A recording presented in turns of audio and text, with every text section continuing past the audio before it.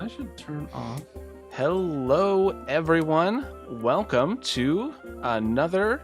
Wait, it's the first episode. Oh, yeah.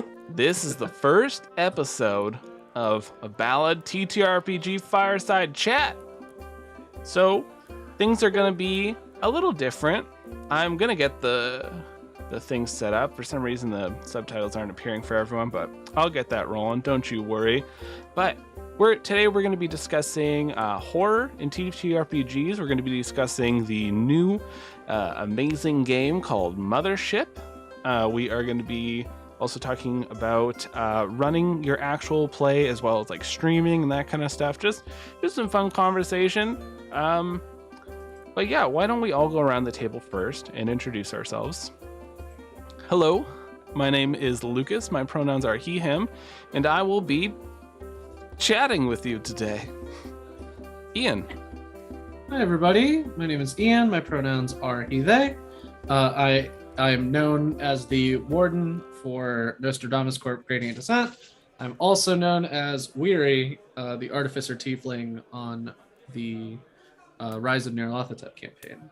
And I'm excited to talk about stuff because it lets me pull up all of my physical editions of the various mothership accoutrement. Beautiful. Xander. I'm laughing because there's a robot in front of me. And it's I great. moved it. Give me a second. I'm in danger. Yeah. Hi. I'm very excited to talk about stuff. My name's Xander. My pronouns are he, him. Michaela. Hey there, I'm Michaela. My pronouns are she, her. I'm very, very pumped to talk about some cool stuff with y'all today. I am very passionate about a lot of things, including horror, so hopefully you'll get some cool dialogue out of me. But yeah, I look forward to it. And Brianna. I'm Brianna G. Pronouns are she, her, and I am always excited to geek out about nerdy stuff, tabletops, and making your own show. All right, so like we were talking about earlier, we are going to be discussing quite a few fun topics. We run a lot of horror games in the whole Ballad verse. I am certain one day we will play something a little more wholesome. Don't worry, we'll get there. I believe in us. Until then, I will be ruining everyone's dinner with the creations that I bring forth from my literal nightmares. But yeah, I think one of the good things to talk about first off is Mothership, the game that we've been playing here on Mondays, run by Ian. Yeah. So I'm perfectly willing to, I'm looking at chat as we speak, to answer chat questions about Mothership, but also the cast, because for many of you, I think for like everyone except for Shannon, who couldn't be with us today, has not played Mothership in the past. Shannon was actually one of my first players to actually where I ran Mothership for. So they played a really fun scientist. That was definitely not. Oh God, what's that little Star Trek child? The Science Child. What? That's their name. It was Science Child. It was Wesley Crusher, right? You can tell that I don't. I keep saying I'll start Next Generation, then I don't. But yeah, their character was based on Wesley Crusher and got into all sorts of scientist shenanigans. Much like our own scientist has led into shenanigans themselves. But yeah, does the cast have any questions about Mothership, or would you like me to just gush? Because what kind of made you want to run a Mothership game? I think it was like around Halloween when I first I had stumbled upon the system before because I had engaged with the OSR like TTRPG scene before, which is like the old school Renaissance, like that whole thing, and it's like games that are supposed to be like simple to pick up and play.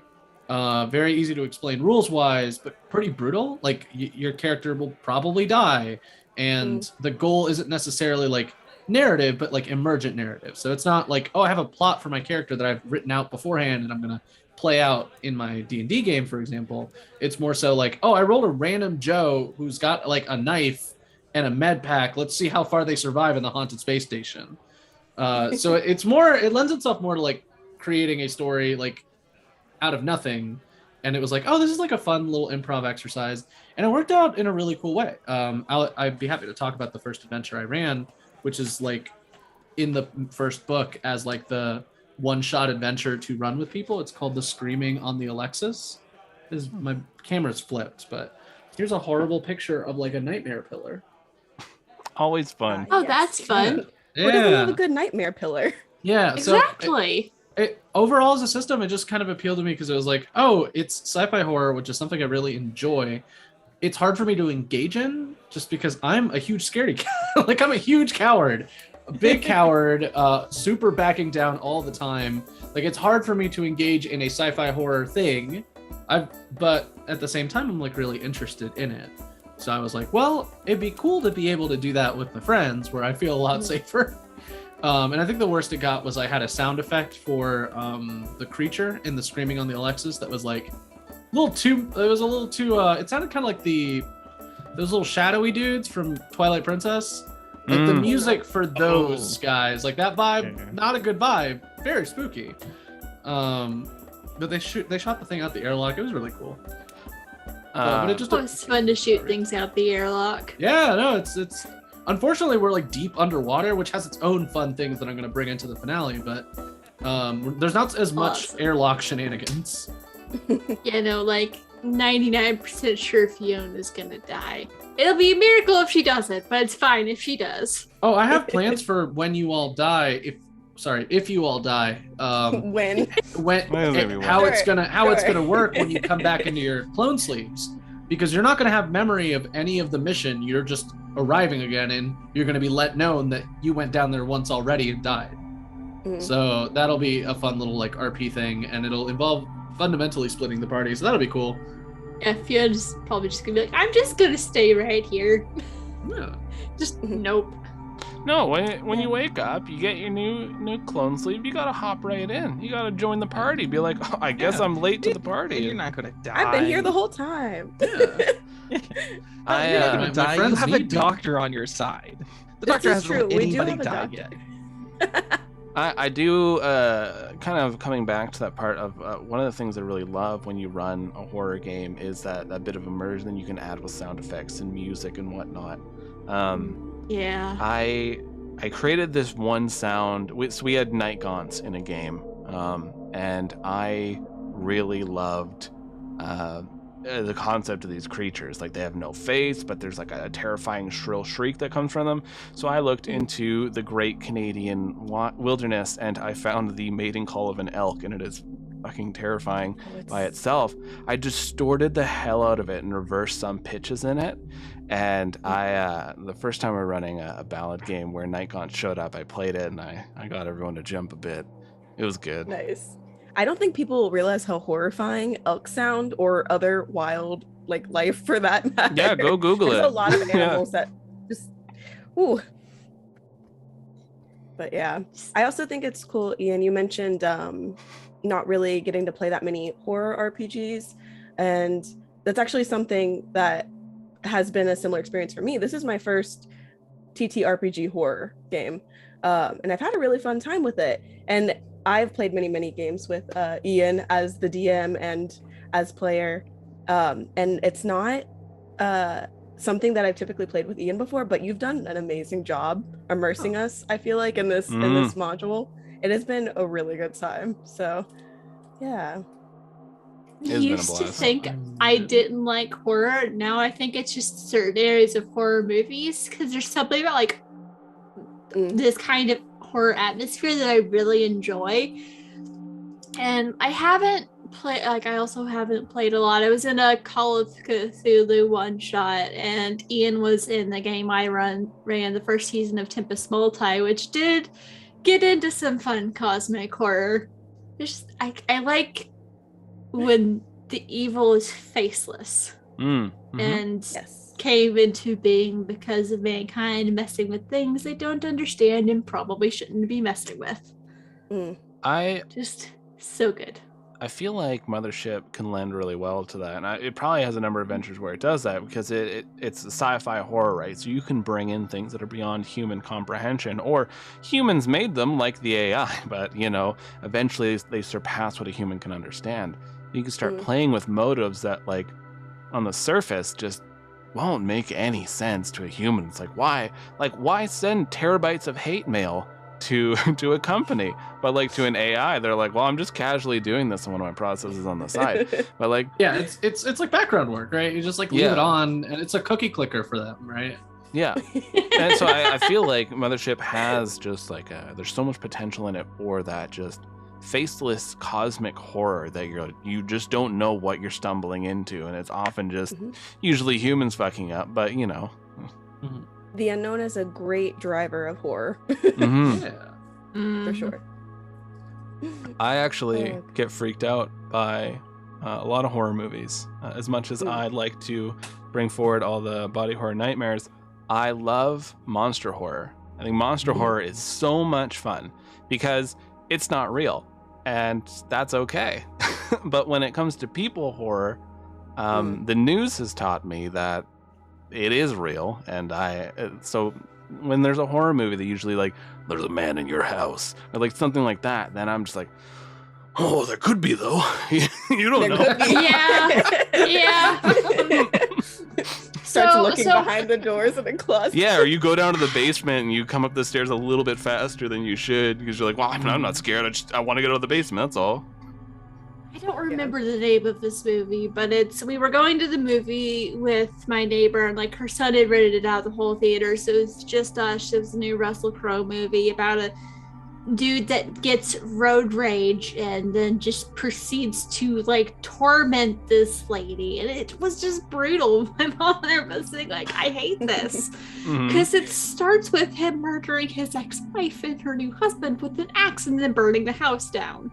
I feel like they've really buried the lead by calling it a road rage movie when he's clearly already deranged. Yeah, and then then there's this stressed out single mom who honks her horn at him because she's frustrated. Could you And say then he that the road rage was a vehicle to drive forward his murder? Boo! Yeah, it was gross. I was not a fan of that, but there's other horror I have definitely come to enjoy, and it's a fun storytelling vehicle because it makes you wonder about what if and what is it that makes us human, and what separates us from those monsters we fear. Circling a little bit back to the Mothership. I'm curious, Ian, as the DM, you have a lot going on behind the scenes. What do you feel like Mothership does really well, and what do you feel like you may have struggled with a bit when running this game? So one thing it does really well, and everybody who reviews the product will say about it, and I'm inclined to agree, is that they don't waste any space. Like, just using gradient descent as an example, the inside cover is a full map of Cloudbank. The back cover is the D100 sheet whenever you randomly search a body or randomly search a computer, like a cupboard or something. Those times where I was like, oh yeah, you find like a data stick with the Hatsune Miku thing on it. Like, that was one of the things on here is like a data stick with like weird stuff on it. And so like, it's very economical with space. In fact, there's a table in the back. Those artifacts that you're looking for, the ones that aren't based on your secret missions, are randomized for the most part. So like, literally I would just roll some dice and be like, oh yeah, this is the artifact you find. And then from there it creates the emergent stuff. And I love a good random table where I can easily access it. If I have to scroll through a bunch of stuff, this is why I like the physical books. If I have to scroll a whole bunch, I hate that. But if it's like, oh, I can just flip through pages and everything and just find everything I need, perfect. Downside, I don't have great eyeballs. Which is not like on the book, right? The book is very well formatted and well organized, but there are some pages that are the dark mode, like for your screen, which is fine on a screen, a little bit harder for me on the eyes.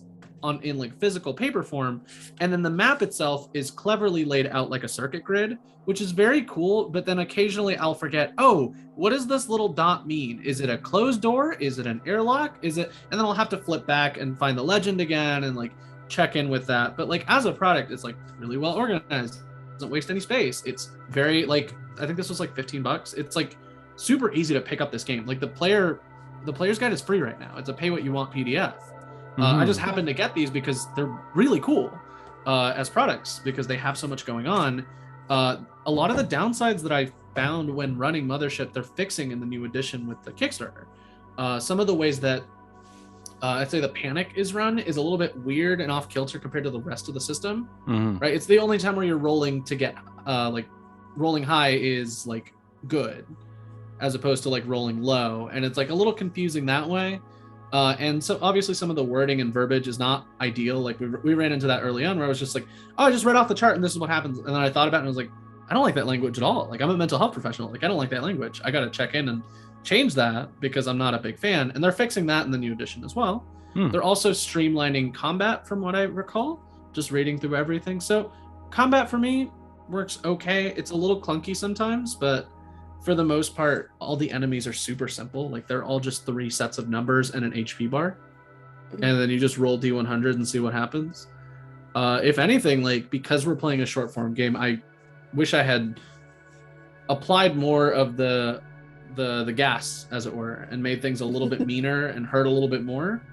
Not because like I wanted you to die and use up all your clone sleeves, but just because when you did run into combat, there were like usually ways to circumvent it.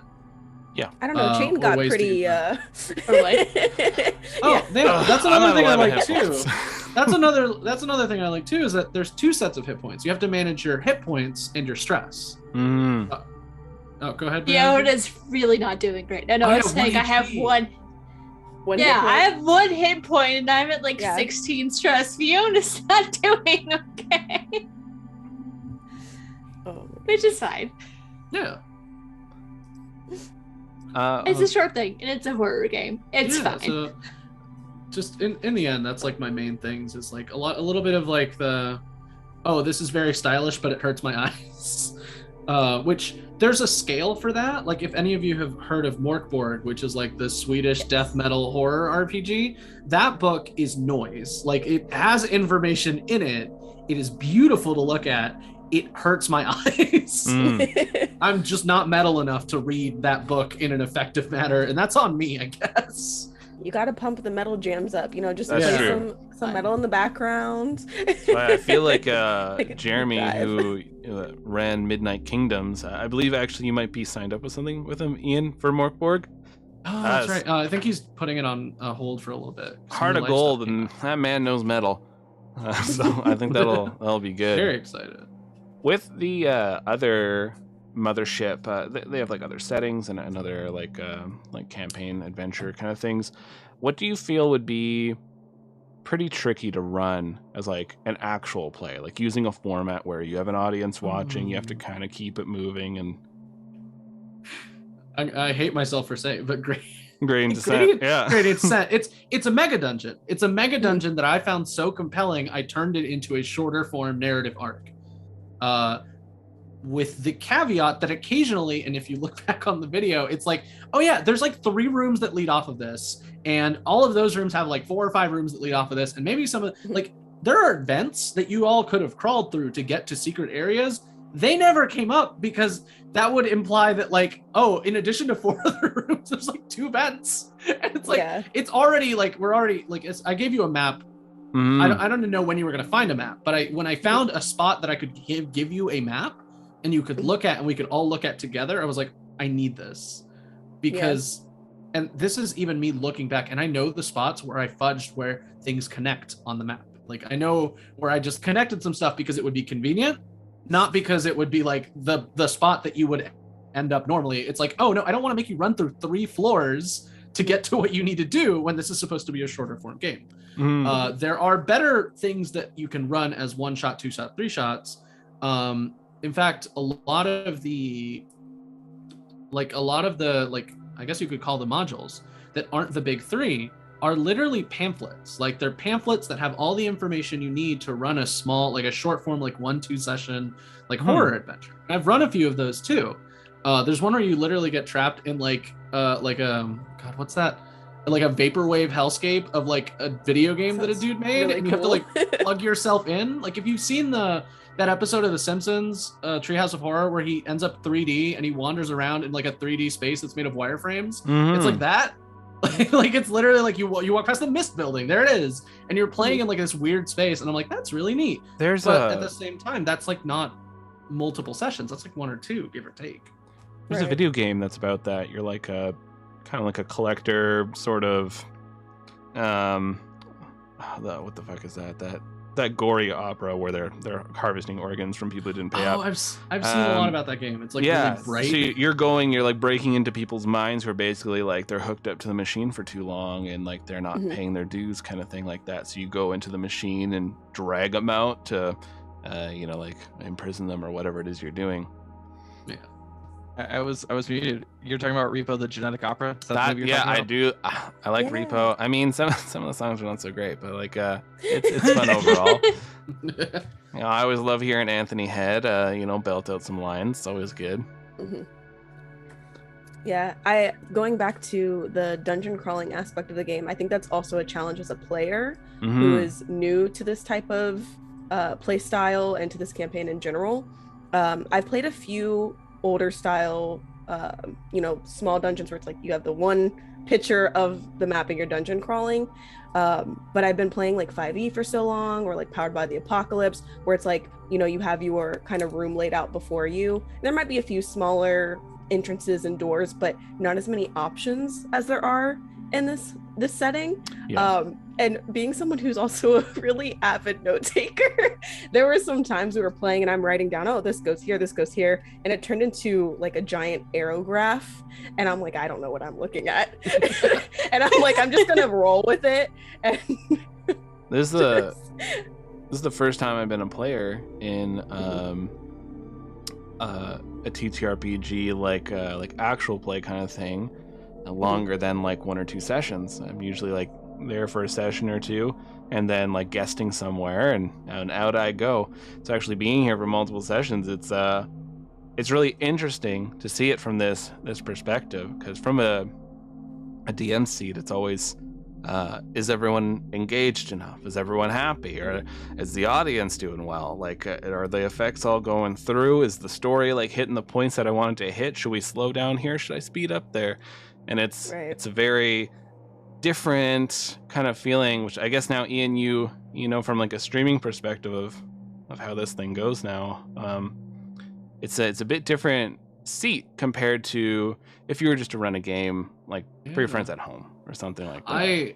I fully appreciate the training wheels. For those of you who don't know, Lucas is obviously like managing the stream and like also in charge of the sound effects that aren't my voice changer. So like the ambient music, like anytime that the music shifts to something a little bit like spookier, more intense or less intense, like that was all stuff that I hashed out with Lucas ahead of time. And Lucas is just like handling all of that in the background. Like it takes a lot of focus for me, like in general, like it's to GM a game. I'm fairly familiar with Gradient Descent. Like I've read it back to front a couple of times. There are going to be like 1 or 2 minor details that I'm like, I'll miss them. I might connect 2 rooms where they're not connected, because again, like very close together, black and white text, a little hard sometimes. The maps communicate clearly and are very fun, but boy, are they confusing sometimes. But with that being said, like it's a whole different ballgame. In the same way that I like playing or running games in person without like camera or anything, I think I also enjoy playing in a actual play setting, because it creates a sort of like a sort of contract of like, okay, because it's for an audience, right? Because it doesn't matter what the size is, everyone has to kind of agree to be engaged to a certain degree, to a certain extent, and like pay attention and like put the care in. And if they are asking questions, at least like it's questions that make sense and not like, how do I do my thing on my character? Which I don't really mind too much in this game because it's relatively new and it's not hard to explain, because most of the stuff is just roll a D100 and figure it out from there. But with like stuff like 5e, it's like, oh, I know my weary sheet better than I've known characters that I've played for years. Because I've been pushed to my limit so often in games where I'm like scrolling through my inventory, like, do I have this garbage that I can slap together to fight a monster with? I don't know. So I have different appreciations now of like all the different seats that I've taken, and obviously like I'm playing with a lot of people that are also GMs for their own games. So it's interesting. I'd be interested to hear everyone else's perspective if you have like run a game or are planning on running a game. Yeah, I'd love to hear it. I'll go last because I have plenty to say. But if anyone else wants to talk about playing in a stream and whatnot. I can't see it, but my hand is on my nose, so nose Okay, goes. nose goes. There you go. It was there we go, I guess I I'm got it. going. There you go. Nailed it. Yeah, so I got I've you. been in a variety of different one-shot charity streams. I remember I came on for a recorded one-shot with Ballad. It was we were playing the Strange, which that was fun, especially with that dramatic ending where my character's like, out the airlock you go. But Yeah. this is my first time being in like a longer streamed game, because everything else I did was like one session. We ended up coming back for another part of the one shot, but it has been a lot of fun. It's a different environment, different things to keep in mind. I've intentionally not had the Twitch open because I knew that would be very distracting for me, because I would just spend the entire time watching myself, and I'm more used to, because I DM a Board the Opal Star, and I also have Tempest Multi, where we record it, but all the content gets edited before anyone else hears it. So there's like a different level of pressure, because you could like pause and like repeat and clarify and try again, and I will clear out the mess or clear out the random tangents. Though I do leave in some of the funny ones, like the alien dick rabbit hole we went down. It was just too funny. It works out because like at the end of the day, like for context, my character was a magic user, but another person's character, Nekla, was like, yeah, like you're an alien. Oh no, this was a Board of the Opal Star. That didn't happen in Tempest I was Multi. like, did we talk about alien? Like I feel like we must have. Well, because like there was this conversation, like we were talking about one character, like she noticed an NPC had like painted over some of like the scratch marks on her armor, and she painted flowers. But Casey was watching a lot of Critical Role, so she's like, are there any ticks on it? And then it came to the point of, would your character even know what that looks like? Oh. And then it just That's a devolved question. from there. I think that was actually a couple episodes ago. Also, just with that show, I could probably not record another episode and have enough content to keep me going until spring of 2023. That's It's how so much big my backlog. backlog is. There is definitely something to be said about the. It's kind of like I've been hate watching Glee, and it's the worst show in the world. And anybody who thinks that it's great, you're not a good person. So I've been hate watching Glee, and they do talk about the theater quite a bit. And in theater, there is the demand to be perfect on stage, right? If you mess up a line in front of the audience, like you're screwed. There's not a lot of doing well there of like backpedaling that. And I mean, Twitch isn't as extreme as that. Like you can be like, you fumble a line or you mess something up or you get something wrong, you can backpedal for sure. But there is like this demand to like in your own head, like I have to be right on this. I have to keep this going. I don't want to sit here and talk about too much unless it's like roach milk, pseudo milk kind of thing, like no. I regret informing you all about that thing. But No, it's a good fact. and with podcasting, you can have a backlog, right? Like you can have a safety net backlog, and you don't need to worry about recording. But with Twitch, like, gotta be on next week. Yeah, well, another thing with podcasting is sometimes I feel like it doesn't always get as much attention as with video, because some people they need that visual component, but I'm like, I don't have the setup or necessarily the spoons to run a long-term stream. Like, I have a laptop, that's it. And I'm pretty sure most of my players for Board the Open Store wouldn't be comfortable with a long-term stream because of the pressure that comes with it. Yeah, I think there is something to be said too, even about, you mentioned the theater, Lucas. You have lines when you're in theater, right? So you might mess it up, but if you rehearse and you rehearse, you know what's coming. With this type of, you know, play of the TTRPG, I mean, when you play RPGs anyways, it's all on the spot, right? You're role playing, that's it's in the name. But you don't have lines. And I think there's sometimes this pressure to be like, well, you want it to be good. You want it to be true to your character. You want to immerse people the way that you're feeling immersed. And so I think there's a different kind of pressure there, because you don't necessarily have a game plan. You just kind of roll with the punches. And I think that probably is the DM too. I think I'm the only one here who hasn't DM'd extensively. And I'm sure that is a challenge all in itself. I know it is, actually, because I've asked for tips from DMs about DMing as I'm looking to get into it. And it's like, yeah, just expect your players to not do anything that you had planned for.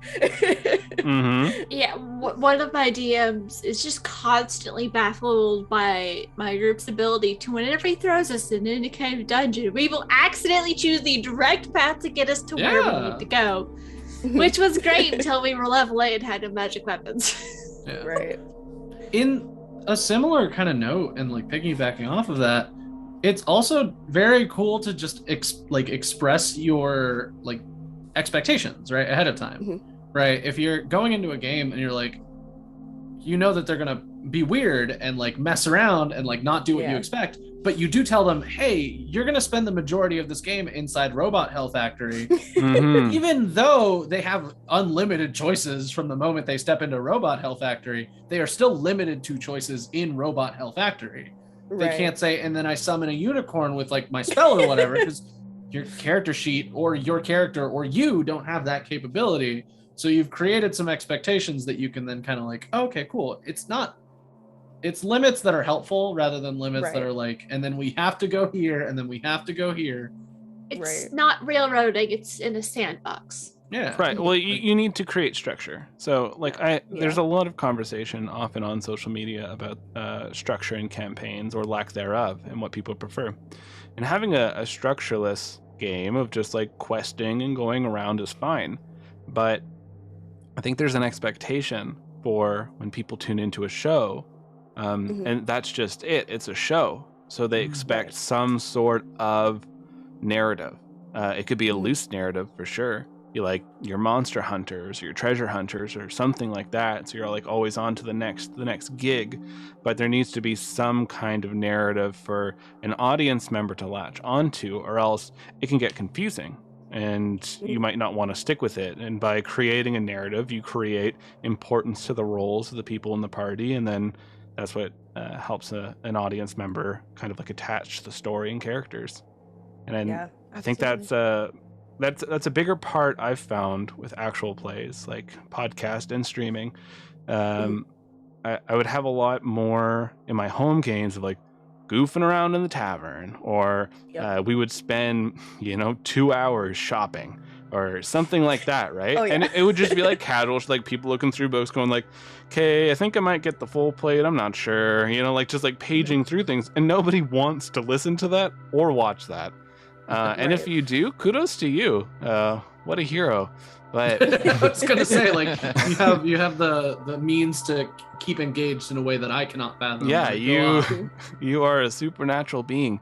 But for the most part, you don't need to necessarily be exciting, but you need something to be going on. And so I think that's where shows like this kind of like we have to like force a narrative structure in a sense. And like Ian said, like before the game happens, the session 0, you have an agreement between everyone, like Like when we were running Rise, I met with everyone and I talked to them like, this is going to be a really gross show. I'm gonna It's make gonna be really a bad time. I'm gonna make a lot of gross monsters, but we're gonna make it safe for everyone to play, that kind of stuff. And Right. Session zeros are very important. We love our session Yeah. zeros. We did one here, right? Like we did one Did. for us. That's where I Yep. gave everybody their secret missions, which was another secret tool that would allow me to create structure. Because then And I that's the had tool for at later. least, yeah, like at least like I gave me like 5, 6 like very specific like places that people needed to be or threads that people needed to pull. And I knew from experience that some people see, oh, Ian gave me a secret mission, I gotta go in. Hence we get Shannon by the end of session 1 resolving gosh. their secret mission as like, yeah, no, I did it. Yeah. Like, I'm good. that's And I was top like, game. yeah. That was impressive. Some Basil. people are like, some people will see a concrete goal and be like, oh heck yeah, let's go. And other people are like, I'll figure out my goal as I get there. Like, and that's totally fine because I like that when I give everyone something close to similar. And obviously, I don't want anyone to reveal their secret missions yet, unless we've of course resolved them. But yeah, like I gave everyone like different parts of the map. Probably by the end of this, given how much the status quo has changed, I don't think any of you.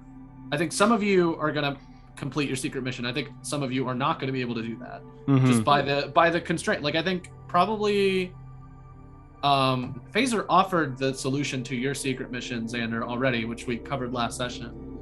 Like that was offered to you already, but like with like the other characters, it's like hit or miss depending on like if it'll work out. And you know what? I think that plays to a good story. It doesn't make sense that everybody would be like, well, hey, we all did our secret missions, team. High five. right, Like right. there's Yeah, there's yeah. going to be some people who don't. Like it's wait, yeah. you had secret missions too? what? Yeah. Do we just become best friends? Whoa. Which Like, given- given how y'all realize Monarch who we works, work yeah. for, right? You're surprised their secret missions. You realize who we work for. Michaela, was this your first stream game that you played in? Yeah, so it was. Something I've been wanting to do is kind of get outside of my comfort zone a little bit more. I've been playing TTRPGs for about 4 or 5 years now, and I've known about the community for longer. I've been wanting to play for longer, but again, getting out of my comfort zone, I'd heard so many horror stories about not having maybe like a good group of folks to play with because people don't always use their safety tools like they should and such. And I was very fortunate to find the group that I found.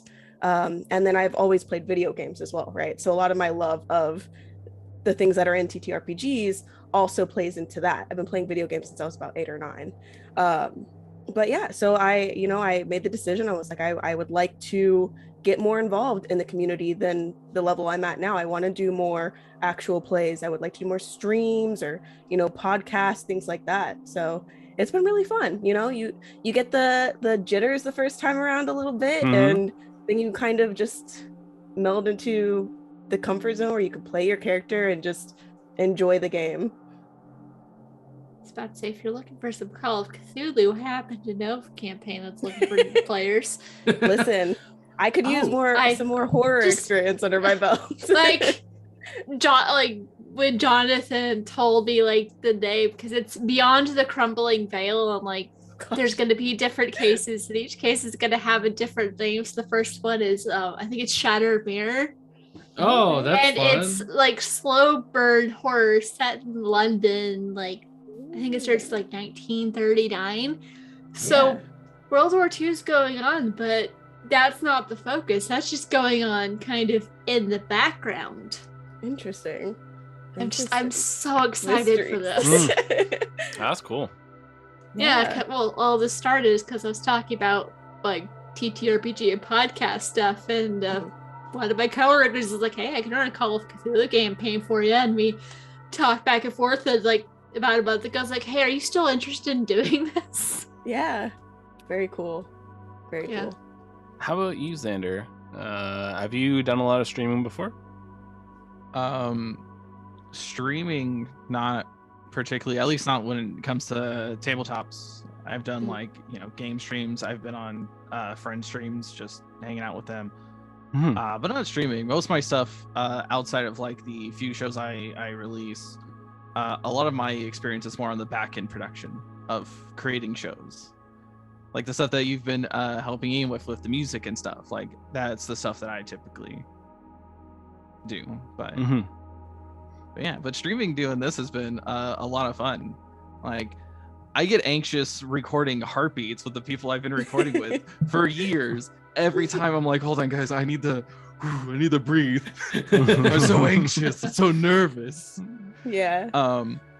But I do you know how some people say like they use their anxieties to like fuel, like give themselves energy when doing stuff. Mm-hmm. That's what I do, which is why most of my characters in any show I play are always very chaotic, because the energy I'm pulling from is my like anxiety, like bouncingness, where I'm like shaking in my chair.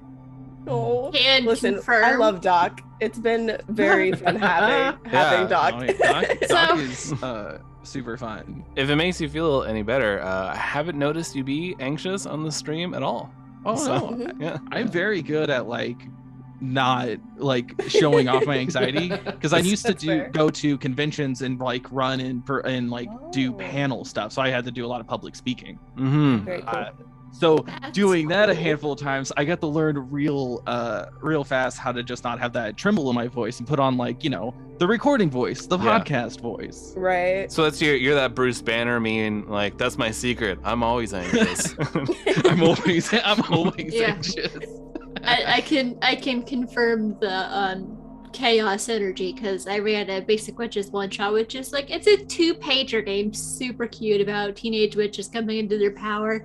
Guess who was a 6 foot tall dressed as a plague doctor? Yeah.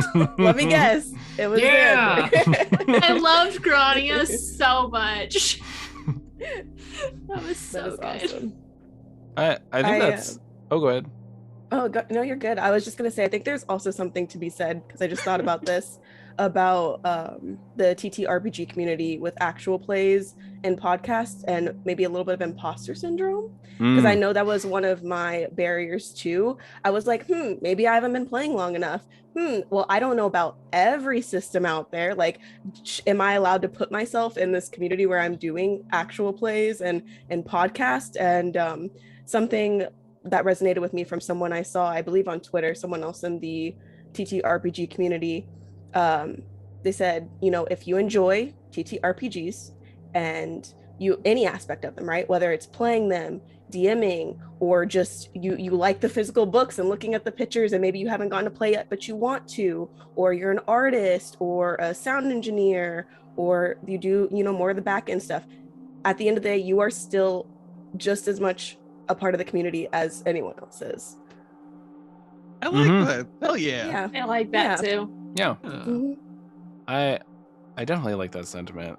One of the things we were doing, I was talking to my spouse Michelle, and we were talking about having like another game on top of Rise, because why not kill more of my free time? So we were talking about it, and so Michelle was asked like, well, what do you want to do? What is it you're looking for? And I was like, well, I want to give more people the opportunity to run games, like have Ian run this game, or have people play, or you know, like bring in new systems, that kind of thing. Like, I have a platform, I have the false confidence, I can help run people through this, and that's one thing I really liked with these Monday games. When we had Lost Tower, we had a lot of people on there that never played like online. They never played like streaming games, kind of thing like that. And so it was all their first time, an opportunity to hop on this. And that's one of the things I really wanted. I wanted a lot of people. When I got people together for Rise, I was aiming for people who either weren't in big projects or had never been in projects before, that kind of thing. So that's the kind of vibe I was looking for, because there's a million podcasts out there, and there's a lot of people who are in 6 of them. So like, soon that will be me. yeah, that's where we all get. We want to I be in think every podcast. I'm already up to like 4. Like, I'm getting Yeah. there. It happens faster than you Yeah. think. Are we counting ones where we are players in it, or ones where we are a part of its Both. existence? Well, yeah, like all of it. I was gonna say, but like, I'm in the Last Airbender one, which I'm really like, that is like coming together of like 40 something people, and I'm really excited to see the final product. Like, I'm jazzed Mhm. to see how it's all going to come out. And I think that's a great thing to have, because I think like what Mikhail was talking about, there's a degree of imposter syndrome out there, like, oh, like I'm not like a professional voice actor like Matt Mercer and the Critical Role crew, or like Dimension 20. Look how amazing these people are. Like, everybody started somewhere. Everybody had to Right. kind of get used to this whole weird setup of improv in front of people that and stumble over, like, oh, I throw the MP grenade at the arm that's throwing bodies into hell. Like, you know, like, Let's accidentally trip and Yeah. cut open a flesh. Cut open some flesh. Oh, I don't no! understand why you allowed me to do that. I and I can't. made man. a skirt out of it. I love a good Right. instigator. Like, I will latch onto an instigator in a party so quickly, because it's like, oh, you're gonna do stuff without do the regards to the consequences. Awesome. Yes, give me more of that. But that's the kind of thing I love to see, is when people get their foot in the door and like they play once and suddenly they're like, I gotta play again. I want to do this again. This is great. Yeah. Yeah. You, And you suddenly- all have ruined me. Yeah, Now I'm suddenly like, realize, alright, like, I'm looking for casting calls. Like, Yeah, Yeah. same. I applied to like 3 of them in January, and I'm like, man, I hope this goes through. This is exciting. Check out the TTRPG collaborative If y'all channel on the need server. projects, I can give y'all projects. You know how many dumb ideas I have? Xander, You have some pretty Yeah, great really. ideas, but No. going back to feeling like you have to have a lot of experience to start something. A little fun fact is, well, I had been podcasting. I'd done a couple interview shows. I started one back in 2019. But when it came to Aboard the Opal Star, my first time ever DMing or running any kind of tabletop campaign at all, you can see in episode 1 of Aboard the Opal Star. I just dove in both feet first, and I figured it out as I went. And it worked, because sometimes you're going to try something, and it may not work, it may not take off. But you'll learn something.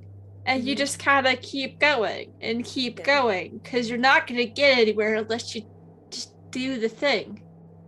Sometimes you just gotta go for it. And I think once the investment is there too, like we started recording for our podcast, which we've cut back on for a little bit since we're taking precautions and social distancing and not meeting in person at the moment. But the amount of time that goes into a production like that, or a production like this, there's so much going on the back end that you don't realize. The editing, the sound editing, taking the raw audio files and working with all of that as well. And it's like, all right, well, now I'm doing it, so I just gotta keep going. 3.5, 4 years ago, I didn't know how to edit any audio, and now here I am doing like Foley work and like holding a microphone while I'm like Oh my breaking gosh. a fucking cucumber and be like, that sounds like a bone. Like, Amazing. yeah. So it's a wild spin of things, but like you potentially Birdie mentioned in the chat, you don't need to be that Matt Mercer or Dimension 20 or anything like that. You can be your voice, say your story and like have fun with it. And I mean, generally it's well received. The community is very open. Just it's a real low bar not to be a dick. Like, For real, it's not though. hard. Just Shocking. Some people have a real hard time with that bar that's like almost touching the ground, but Right. like, but no, it's you don't have to hit those crazy numbers. And there was one thing I was saying, I'm not reading, where they're like, imagine 20 people in a room, and then you sitting there in front of those 20 people and talking, and they're actually listening to you and staring Right. at you. Like that's a lot of That's a people good amount of interested in your people. stuff. Yeah. Yeah.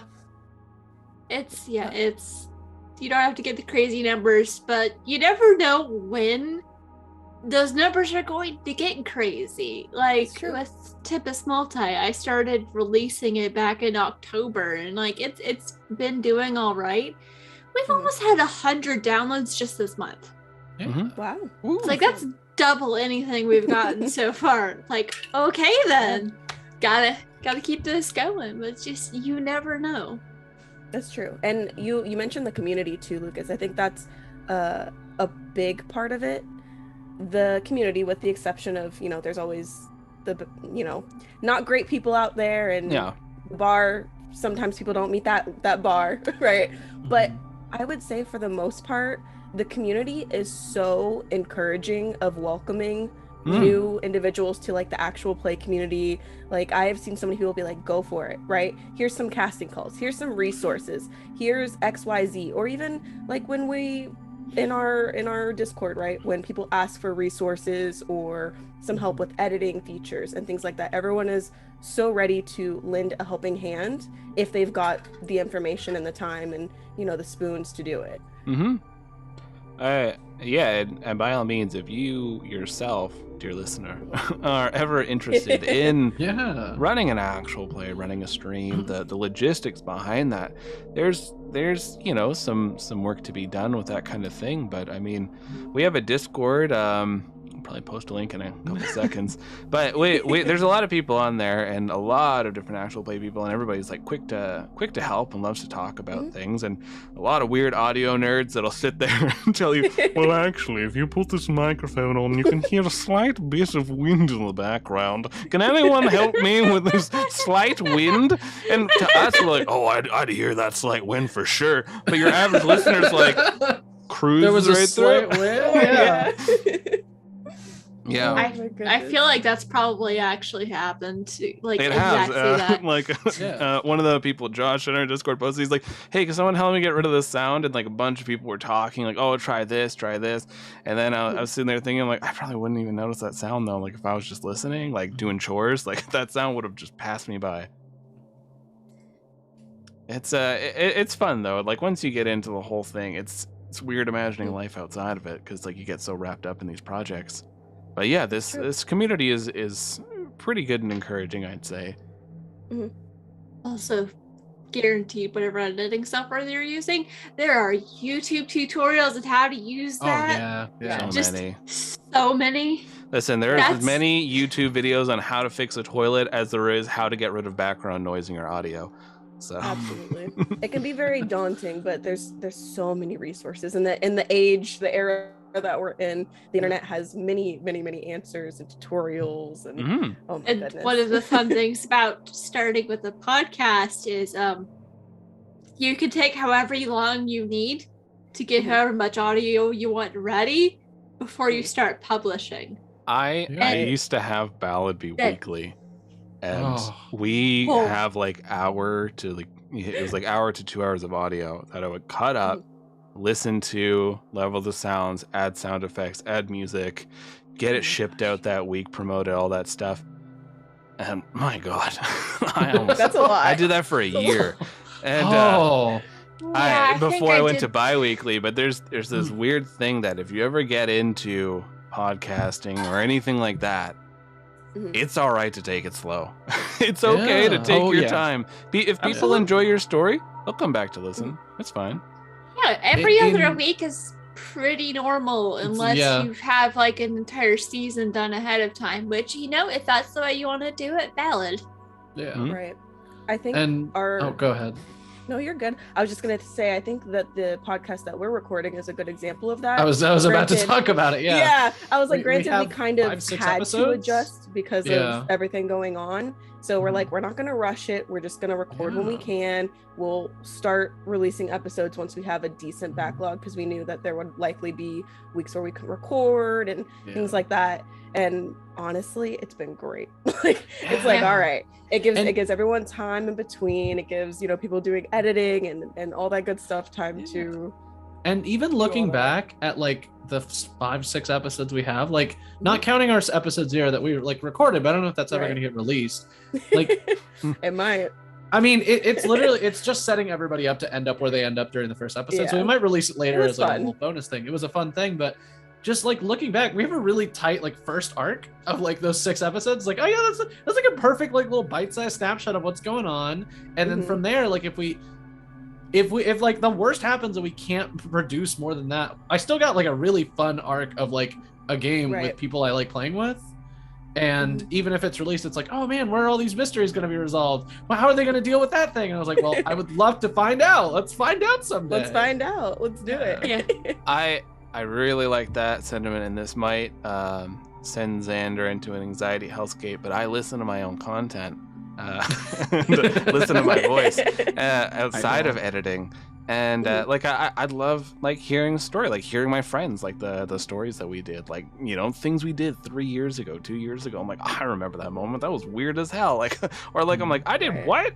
How did I pull that one? You know, just like weird moments or like fun moments, everyone laughing. And just like, it makes you smile because you have all these, it's like you have these memories saved of all these fun times you had with your friends. And it doesn't matter if anyone listens, because at the end of the day, you've saved these moments, and now it sounds like how it sounded in your head when you played these games with everyone. And it's a lot of fun. I'm editing stuff I recorded over a year ago, so I've been going through that like as I'm editing it. But the fun thing is, like, depending on how long your recording sessions are, because I usually record like 2 to 3 hours, sometimes 4, break that up into hour-ish long episodes, publish like 1 episode a week. That's how I end up with, we've recorded like 30 sessions so far, and that's gonna get me through next summer. Yeah, that's how we started doing it. We would record for about 3 hours, I think, give or take. Yeah, every other week or so. Right, and then we could break that up into like 2-3 episodes, depending on how short or long it was. But I also really like the sentiment about, you know, you're just, at the end of the day, you're playing with your friends, right? Like, or even if like some of you were strangers to me before this, and I think that's a really cool part about the community and playing TTRPGs, is meeting like-minded individuals who have this, you know, same or similar interests as you, and being able to bond over playing TTRPGs and having those moments where you're like, man, that was cool, I'll never forget that. Like, I know the Lightning McQueen car is gonna haunt me forever. That was the Lightning McQueen car? Well, yeah. You know, it's like that's I'll one of never those be able to things not where, notice a Waffle House. Yeah, and I think about what we went in on like, what is everyone's favorite Waffle House order, and we just sat there and went through it. Like, yeah, this is my favorite waffle, and this is mine. It's like, yes. Yeah, I think that was like I've been episode listening 4, to it at work, 5. so it was like episode 4 or 5. Yeah. Nice. Yeah, I just finished editing 8, which was the first part of session 3. Oh, okay. Very cool. So got to splice in that Bart Annabelle scene, so it's not going to be as much of a shock. Nice. I like that scene. That was cool. God, the reveal though. Yeah. Like the full cast reveal was so good. Lost their minds. It was awesome. Well, I was just gonna circle, like, just overall, it sounds like the things that audience, you dear listener, should take home with you is that if you want to do this, try it. Because almost a year ago today, like, I was like, oh, I will sign up for a casting call, because a podcast that I've listened to 2 episodes of that I follow on Twitter said, hey, try these people out. And then I was like, man, I'm in a show now thanks to this podcast. I should listen to it. That was my low-key plug for Critical Bits. But yeah, and now I'm caught up with Critical Bits, so that's really cool. But like, just, I literally went out on a limb and tried it, and then I did it again, and then I did it again, and I got hired to DM for a mini campaign. And I did it again. And I was like, it's not, you just got to get that first ball rolling. And then you're just like, oh, then you run into a bunch of people who are like friends with other people who are like looking for somebody to fill a role, to play in the space. I got to play a bunch of systems that I've never played before. Like, I've always wanted to play Monster of the Week. I've never played it before. I played it for Tempest Multi. And it was a blast. Like, it was like, I love urban fantasy stuff. That's a big part of what Demigods of Seaside Valley is urban fantasy, small town. Well, I guess it's not urban fantasy. It's like small town. It's like whatever vibe. God, what's that show? Oh no, Xander, what's going on? Oh, okay. I'll be right back. It's okay. You're good. I just saw the screen shift and I was like, oh, I didn't know it could do that. Oh my God, what is the show called? Tetris? With Dipper and Mabel Pine? Oh, Gravity Falls. Gravity Falls. Yeah, like that is the vibe that I strive for in a lot of my like fiction now, of just like, here are these lovable characters in a weird small space, like relatively small space, and that's like kind of the vibe that I enjoy. So like playing in Tempest Multi. You'll like Heartbeats. Yeah, well, listening to heartbeats was like, oh yeah, I love all these little freaks. Like it's great, it's a good time. Such Similar with good like, low-key horror. yeah, Definitely Demigods of getting Seaside Valley, same deal. getting over that first hurdle when you're trying to understand, like there's a bit of a weird perception of like how you need to act. Like in podcasting there's a lot more room for like kind of goofing about and stuff like that, but it's Right. once you fall into the habit of playing an actual play, it's not much different from your tabletop home game. Your DM's probably going to be a little more proactive on keeping you on track, but Right. all in all, like it's fairly similar, I think. But I have a question for the people here. I play a lot of horror games. I think I run mostly horror games. One day I'll run a normal game, I swear. But Don't have to if you don't want to. before I got into the whole actual play thing, I never really heard about safety tools for TTRPGs, and I think that's one of the best ways to play horror. But I wonder if anyone outside of like playing in this game or like even like other recent games and stuff like that, what your experience has been with using safety tools and any recommendations you might give to people who want to run games and use them. I'll do a quick one just because obviously I've been playing for like 6-7 years of like starting with D&D and stuff, and that was back when safety tools existed but they weren't like codified. So I knew to do check-ins after sessions because I would play in games where people would be like really upset, and I'd be like, well, I don't want the game like that where I'm supposed to have fun to have it end with people being upset. Like, let's do check-ins. So like looking back at some of the like home games I would play, because like for those of you who might not know, Michaela's been part of my like home game table for like a really long time. Yeah, There I have think, been times 4 where like years now? the session has been rough and I'm like, all right, everyone, let's sit down, like everyone put away your sheets, let's break out the snacks, let's check in and make sure everyone's okay. So my experience with safety tools is always after the fact, because a lot of my experience with like conflict management and resolution while I was still learning to be a counselor was all about like, well, something rough has happened, let's figure out what to do now. Right. And then I found out like, oh, there's like preventative things that you can do ahead of time. So now and there obviously are going to times where like you have all these tools and you might still make mistakes, you might still fail. That isn't to say like never try these again. It's like, no, just I don't know who needs to hear this, but you can do a session 0 in the middle of your game to check in with everyone again. Like you can be on session 52 and be like, hey, I noticed some like tension last time. What's going on? Let's talk about this first before we go back to playing. And that, like the continuing to engage in safety tools rather than doing it after the fact. You do it before, you do it during, and you do it after, which is I think the thing that I've learned in my time of doing this. And when I started with Lucas's game, it's like, oh, here's like a whole sheet that has like all of these questions that you generally want to ask as safety tools anyway.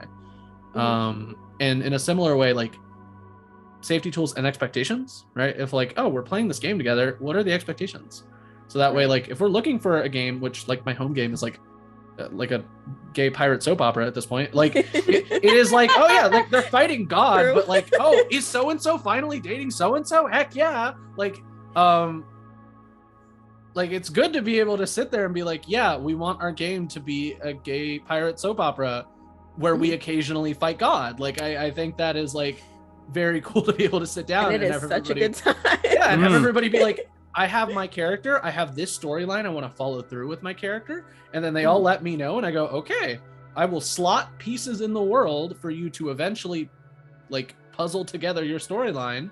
Some of you will finish earlier than others, some of you will have payoffs at different times, but I have like a general big outline doc of like, well, if they go here, they can resolve so-and-so's plots, but I can always move it around. So expectations just as much a part of safety tools, because then everyone's kind of on the same page.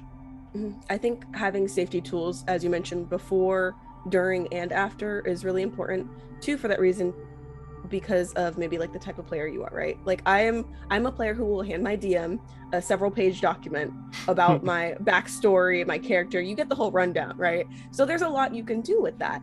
And I think in that, with storytelling, obviously there can be some fine lines depending on the backstory, and checking in with your players, not only before, but during and after sessions is very conducive with a healthy play style. I actually just started a Blades in the Dark campaign with some friends, and the DM running that, they were very, very straightforward about the safety tools, and they told us not only, in the beginning of the game, but they said if anything happens during the game, right, that makes you uncomfortable, that maybe you didn't think would have triggered you, that you didn't mention now, and it does during the game, we stop the scene, we make sure you're okay, doesn't matter if it ruins the scene, right? And we'll jump back in if we need to. But at the end of the day, you got to make sure that you're okay and still having fun with it, because that's part of the the reason why we're playing. We're here to have a good time. Yeah. And I think it's really cool that they have become so normalized, and people look towards having safety tools in a lot of their games, and it is a very appreciated effort for sure. Same thing with accessibility tools, even like we have a document of character sheets, and we have character sheets that are color coded as well, or like shape coded for just easier access and easier legibility or reading. Yeah. Yeah, with Aboard the Opal Star, when I started that one, I specifically, since it was my first time doing anything, I started with people I was already friends with, so like I knew pretty well like what they would and wouldn't be comfortable with.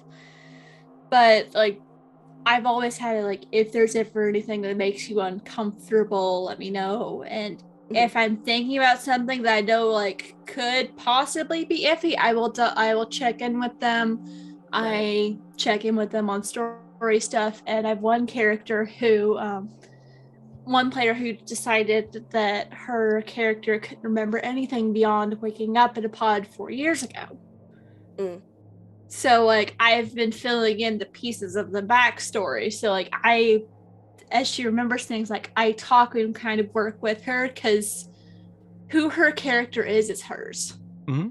So it's like building that story to like, so it fits with how she wants Anima to be. Yeah.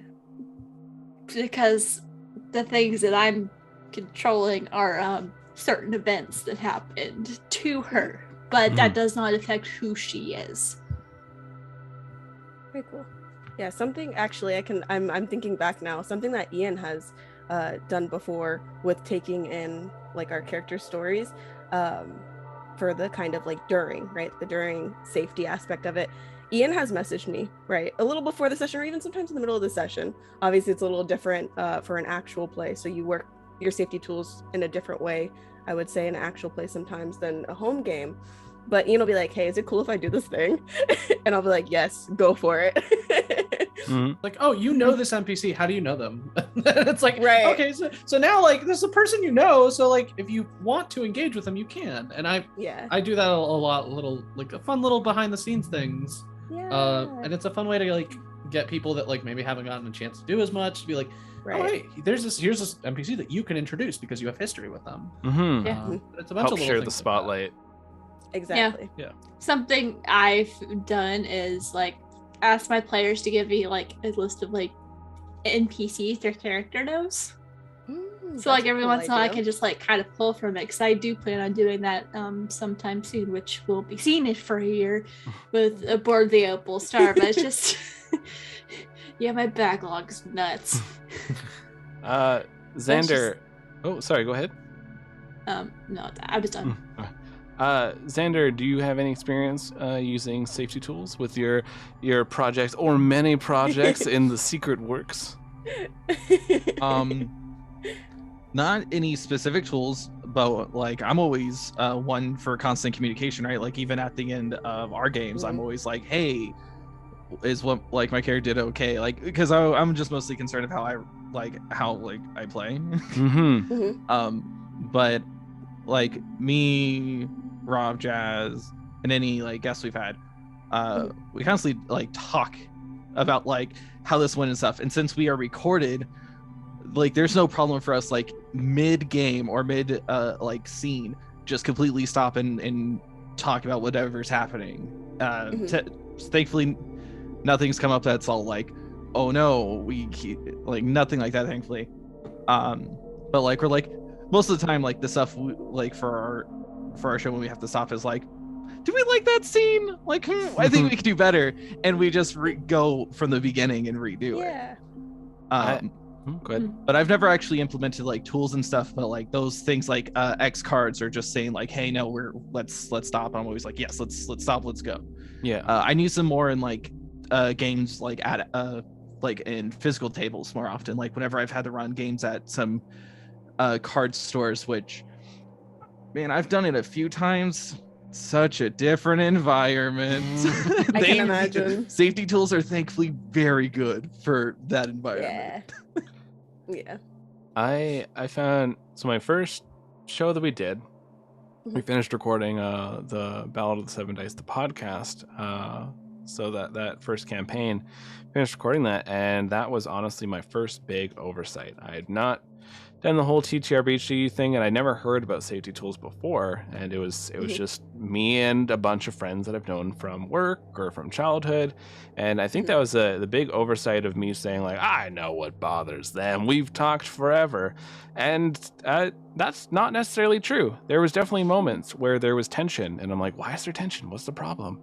And it was a moment because horror games are very sensitive. They can touch on so many things, especially things we did not know bothered us. You know, maybe somebody doesn't want to hear about a lamppost that's completely composed out of tongues. You know, like there's a lot of things out there that people just aren't a fan of, and That's fair. and running through that, and especially one of the big parts of a horror narrative are it's suffering. That's where a lot of it goes. Whether you're afraid, whether you're losing something, whether you're being harmed, something like that. Generally, a big premise in a horror story is some form of suffering. And I messed up our first campaign not checking in with people, being like, hey, are you okay? And we had a few blow-ups. We had some pretty heavy moments. And that was, on me for not checking in to make sure that everyone was okay. And I just kind of kept letting things build until they popped. And then when we did Rise, I was doing my research, doing my rounds on like all the other streams out there. One of the streams that had really good safety tools is Transplanar. They do really good work with safety tools.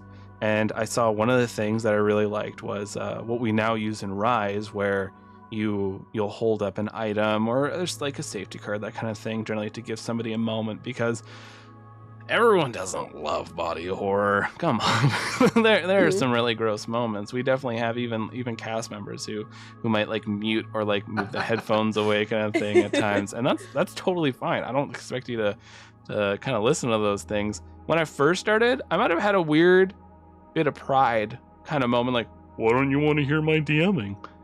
And I think that might be, if I had this issue, I'm sure there's other people who have that issue as well, where it's not that a person doesn't like necessarily your DMing style. I mean, they might not, but for the most part, it just might be that this topic is just too hard for them to deal with, or they don't want to deal with it, or it just might even be, God damn it, work was rough and I just don't have the energy to hear you throw some weird nightmare monster at me. And that's fair. Like, all valid reasons. They don't even need a reason. They just not want to hear it. And I think as a DM, you have to take a step back and be like, this isn't a blow at you or your capabilities. This is just you accommodating a friend at the table and enjoying the time you have together. Because a lot of DMs get stuck in this mindset of, I have to tell a story. I have to rush things. I have to get to A, B, C. And that's kind of what I did with the podcast, what caused a lot of tension. I was rushing things too much. And you need to take a step back and realize that it's not just your table here. If you want to just tell a story, write a book. But if you want to do collaborative storytelling, then you need to accommodate everyone at the table so that everyone's okay. And I think that was a weird hurdle I had to get over personally. And I'm glad I did, because it was a stupid thing to sit on. And when you're starting a game, it doesn't matter if you have the whole thing planned around just being collecting ears for whatever reason. You're like, my campaign, my ear campaign is the best campaign. Everyone's gonna love listening to my ear campaign. They're gonna hear it, they're gonna point at their ear and be like, I got those. And if suddenly, I got those things. yeah, Can't see them right now, but they're yeah, there. look at them. And if you suddenly got one player who's like, fuck man, I can't play another ear campaign. I can't do it. Too many ear campaigns. Then Ear campaigns. you we gotta gotta switch get it. The nose. Switch it up to nose campaign and eyeball like you just, it's fine to change. That was a silly thing, but it is okay to change the premise of your game to suit the people at your table. And it's also okay for a person to go, just not feeling it. I don't want to play a horror game. And they can step away from that table. Don't take an offense that they're stepping away from your table. It's just not what they want to do. You don't like go there and make a turkey dinner and someone's like, oh, sorry, I'm allergic to turkey. And you go, you are not my friend. You just go, oh, okay, You're not well, gonna good. eat my mother's turkey recipe. How dare dare you? Yeah, good thing I have this other dish to accommodate you. You know, like if you can do it for all these other aspects, then it's the same for storytelling. You can accommodate, or you can mutually just, agree that maybe this isn't right for both parties, and then just move forward. Like it's totally okay. I think that's a hurdle that people need to get over from like maybe home games where there's a weird concept of the DM has so much control. It's everyone's telling the story at the table. Everyone's got equal say. That's fine. And to connect it really quick to Gradient Descent, because this is the game we're all in, right? Gradient Descent has safety. Well, not safety. It has trigger warnings, right? It tells you, hey, this, and I mentioned that in our sessions here, like, hey, this game might involve like loss of sense of self and, robot body parts where they shouldn't be, and like people turning into androids or people thinking that they're androids. And there's a specific section, I don't think we're going to get to it in the finale, but if we do get to it, you won't know, because I'm not going to tell you, oh, this is the section where I swapped it out. But in the section, right, there's a very effective, at least in my opinion from reading about it, a very effective like horror area of the whole horror maze that features harm to android children. And I looked at that and went, not for me. And I mentioned that early on. I was like, hey, there's a section in here, we might end up in that area. It, like, they're in, as it's written, it's like android children, bad stuff happening to android children. I will not be taking that route. And the book even says, like, if this makes your players uncomfortable, don't do it. Like, swap them out with adults. Don't be a nightmare freak. Like, don't do that. And I appreciate like the earnestness of being able to do that. Like, not, oh, if it makes people uncomfortable, you shouldn't. No, like, don't. Like, swap them out. Don't be weird. So there have been a couple of times. I remember there was one time I was talking to one of my players about something unrelated, and they mentioned, because I've heard it described as like characters have knives, these plot points you can like, kind of like twist. And there was one in particular that like they realized like they weren't comfortable with. They didn't want like role play like anything involving their character's parents. So I was like, oh, it's like, okay. So I had planned to do something. So I changed it and I was like, we can just, your character can kind of like go off screen to talk to them. I'll let you know when you hear from them, but there won't be any conversations. Just keeping in mind and adjusting to that. And there was another time when one of my players, this person, they don't know what happened to their parents. And that's one of their motivations, is trying to figure it out. And she mentioned since her character learned this thing, she was starting to suspect that a certain thing had happened. And my response was, your character's totally okay. Like, totally, they can think that's a possibility. I'm going to absolutely assure you, player, that's not what happened. Like, they were not turned into a robot zombie thing. I know that's not what happened. I promise you will find out. There will be an answer to your character's question. That is not it. That's an interesting point, that like a lot of us get hung up on, oh, I can't spoil this for the player. It's all right to spoil things. Like, as long as the other person's like, same court, they want to hear it. It's okay to spoil things. And that's, it's not going to make or break your game unless the person's not great with player character knowledge. But like all in all, like it's fine. Like it's not going to be a big deal. I also check in with my players. Are you cool with me having secrets in your character's backstory that they don't know? Because like I enjoy those, but also like making sure like, is this kind of secret going to be something you're comfortable with? Yep. Like have that reveal be satisfying.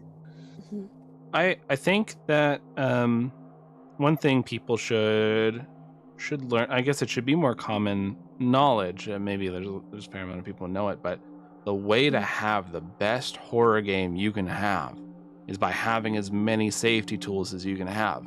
You might think, but now then somebody's gonna stop me from playing my game in the middle of the session. Maybe.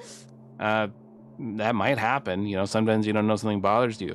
But when your players say, I can't play with this, this, and this, but everything else is cool, that means you can lean in hard on all the other stuff, as long as everyone's good with it.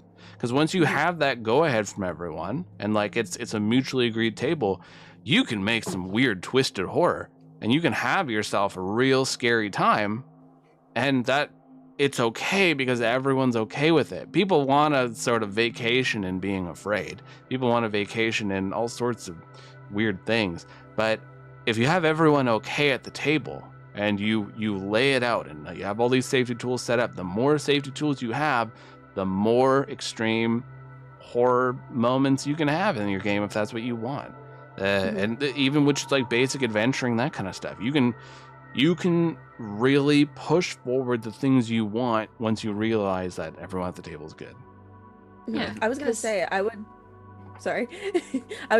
would even argue that it could make the game better, right? Because like you said, you can lean into the stuff is okay, which means you add more of that into your story, right? You make the spooks that are okay with everyone. Yeah, like I took out the tooth monster when I heard that Ian wasn't feeling teeth, and so I just leaned in on the worms, and I got to have a worm-tastic time. Shout out to another podcast that created a new fear in me, which is the White Vault podcast, which is all about isolation in a very cold place. There is a scene where a character discovers teeth where there shouldn't be, and then goes, oh, and then does some quick math and goes, that's a lot of teeth. And I went, why is that the scariest thing I've heard in months?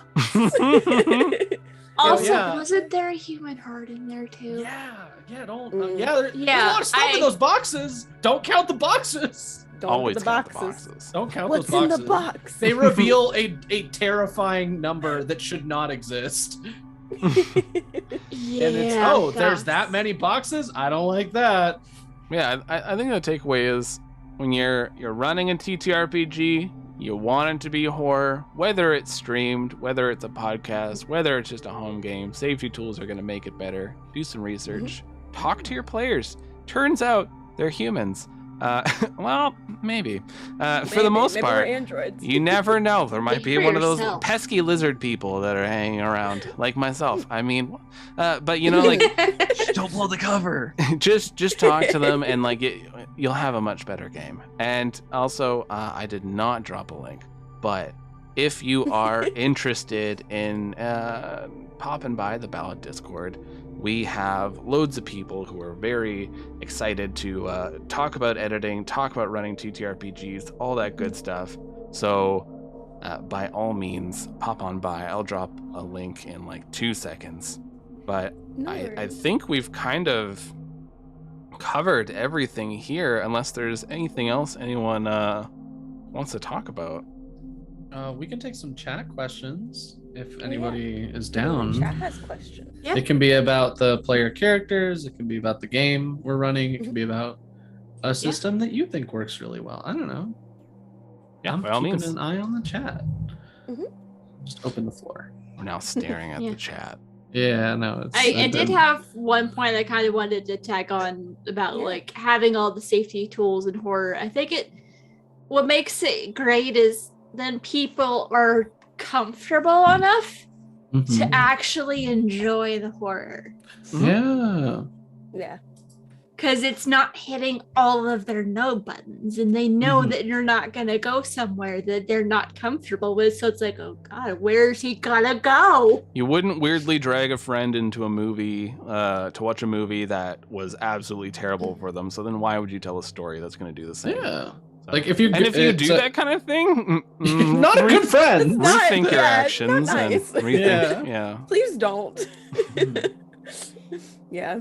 Speaking of think, horror movies, have any of you like ever ran out of a horror film or like left a theater because like Ooh. too scary? So Didn't Oh, leave a God. theater, but I left a friend's apartment in the middle of the Babadook. I'm just, Oh, I mean, really, the Babadook? I get that though. it That was movie- late that at movie night, is- and the yeah. kid was acting possessed, and that's Oh, just yeah. one thing I That can't movie's do. a lot. Yeah. We It is- we yeah. got Oh, we have a chat question. yeah. So potentially Birdie, you spoke before about how many projects you work on. For each Mm. panelist, what's the dream project you haven't yet made happen? I guess we'll go around. Ian, if you want sure. to talk about it, we just go around the order of the Oh, boxes. gosh. Sounds good. That's hard. In terms of like dream project, like a lot of the boxes for what I would call a dream project for me are ticked by a lot of the projects I've done already. Mhm. Like a small thing was literally going, man, I hope someday I run or play in a TTRPG game where I get to see fan art of my character. And Jess swooped along and just knocked that out of the water. Just like baseball bat swing, just like, there's my character doing Mhm. funny things on the screen. So I that would was cry. really cool. Would um, absolutely excuse me. cry. Yeah, no, I there have been times where Jess has shown me a thing and I've just been like, I'm gonna turn away for 2 seconds so I can quietly cry because it's really nice. But outside of like seeing my character come to life through somebody else's art, which I think is like super cool, my dream project would be to play in or run like something else that's like urban fantasy. I'm getting a little bit of that already with the Demigods game. But the ability to play in one, like just to have somebody with like weird like magic like from some horrible thing that happened, How and does just urban like shadow making it sound? yeah, like making it work. Like I applied to a game with a character that like I don't know if it'll happen, but it's a character I'm interested in. And it's like somebody that got cursed by a fae and their like arm is starting to turn into like a tangle of like rose like plant and like thorns, and like they can use that for weird stuff, but it's also like a horrible nightmare for them. And there's a little bit of like religious Catholic trauma like sprinkled in. Like this is a character that I'm excited about that I like made up one night and I was like, man, that'd be really cool. So just like anything urban fantasy would be like my dream project, especially one where I get like, if I ever have the money for it, like just an artist to like have the characters pop up on screen and be like, hey, look, here they are. Like one of my favorite TTRPG projects that I listen to or watch is Thrilling Intent, and their stuff is all like set up like it's a visual novel. Like all their characters are like little portraits that like flip and swap and move around, and like the map is in the background, but they're all like talking like it's a visual novel, and I think that's really cool. So the blending of art That's cool. and a project that I'm excited about would be my dream project. They don't take that character, Knuckle Dibs. Yeah, it's pretty cool. That's really You cool. want my Catholic guilt flower boy? You absolutely can. You can have. You just hear the thing in the woods whispering to him. I Oh, I guess I'll step up next. I was thinking about this a lot recently. I'm very excited for this question. no. This is a very good question. So what I want to do would probably cost a lot of money, but like Ian was talking about, having that graphic novel style of like character reactions, it doesn't even have to be like moving or anything. It's just like person looks shocked, person's talking, and that kind of stuff, and like having the character stand with like backgrounds. But Mhm. aside from that, from like a media standpoint, what I want to do for like story is I want to start a campaign with all the main characters dying. All the characters they're going to play in the beginning, I want them to all die. And it'll be kind of like a really terrible moment of like, oh my god, they're all dead. And then we'll go back in time and we'll start the campaign with everyone playing the villains before they're villains. And we do like a world building. And like kind of like that game where you play like before winter shows up kind of thing. Like you're playing through the seasons and the cards and doing the Right, doing the here. world. Year one. Yeah. So Yeah. I want to do that, but with the villains. So it's the villains setting up things and becoming the villains. And then we go after that playing the player characters, the characters who died in the very beginning, and then we play through the story leading up to their deaths. And it would be so hard because, first of all, the players know everything about the villains.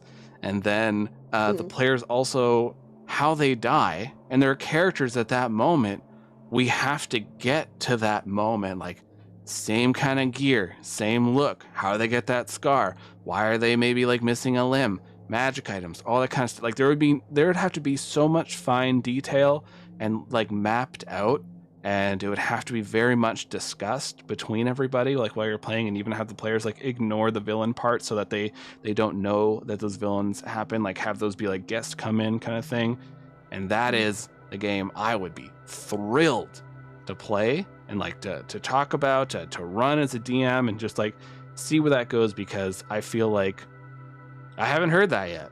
I haven't heard everyone end their game with a TPK.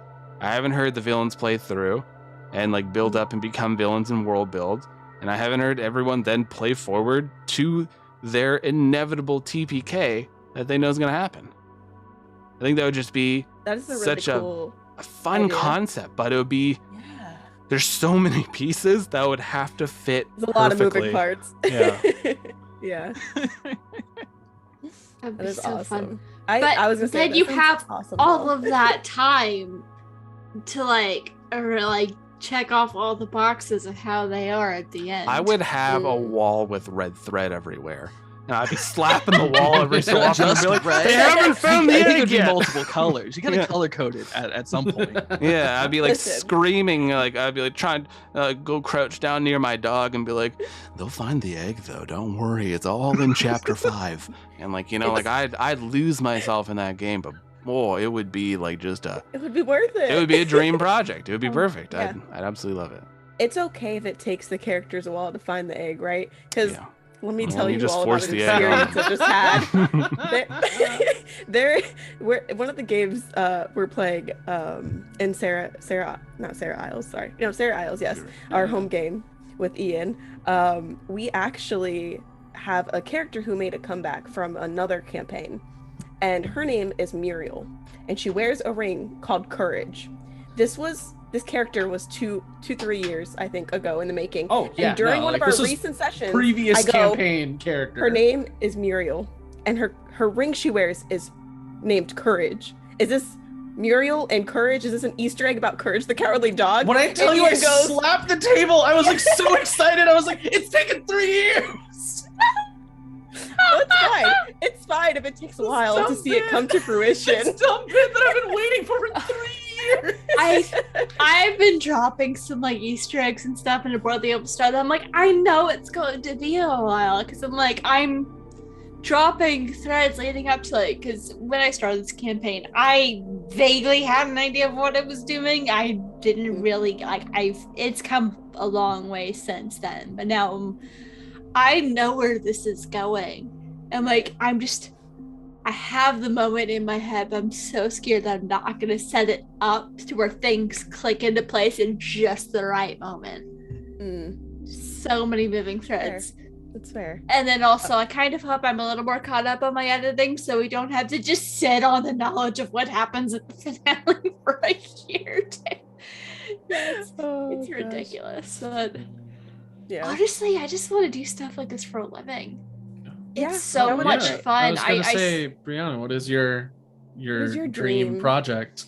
Dream project, yeah. Yeah, just to be able to do more of this. When I started Pseudonym Social, I didn't want it to be just me, which is why another reason I'm so excited about this Call of Cthulhu game is because I'm bringing in someone else to run a game, and he's going to be handling the production. I'm of course going to be helping because I've been doing this since 2019. I'm not going to just shove him in the deep end and hope he Throw 'em to figures the out how to wolves. swim. Yeah, no, but it's just, I want to keep like growing. I want to keep going it, but I also want to expand into audio dramas. But I have a couple of stories in my head that I've always wanted to tell. One that has to deal with royalty where the rights rule is passed down by they're born with wings until one day the wings disappear for a generation and everyone's just lost, but they're like, oh well, I was born into it, so we'll have it until the wings come back. And like the daughter of a farmer and a kid on the street and just like these outsiders. And another story idea that I have, it's been called Far From Home in my head, about some kids who were just playing a little cave on their property. They've been there before, ducked into a tunnel and find themselves on an alien spaceship. Where humans have fallen through sometimes, but they have no idea where Earth is. So those kids trying to find a way to survive until they can find their way home. That sounds really cool. Sounds really rad.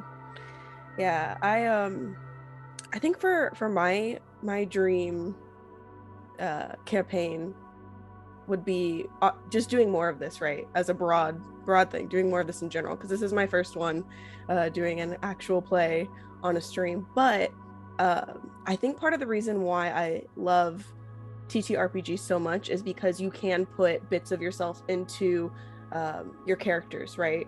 And it's an expression of you sometimes.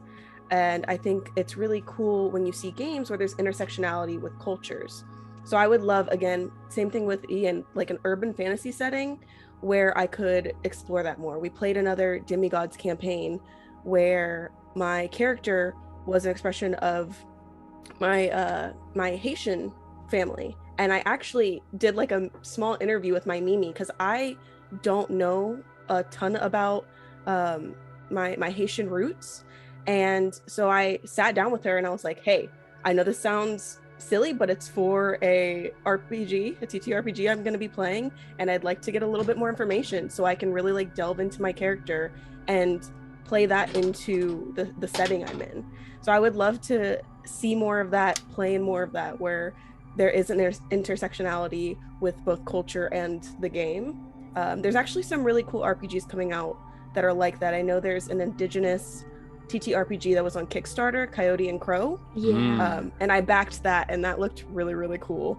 So Very yeah, it's just stuff like that. It's just there's so many really neat settings and opportunities when it comes to TTRPGs that you can immerse yourself in. And I love that so much about this community.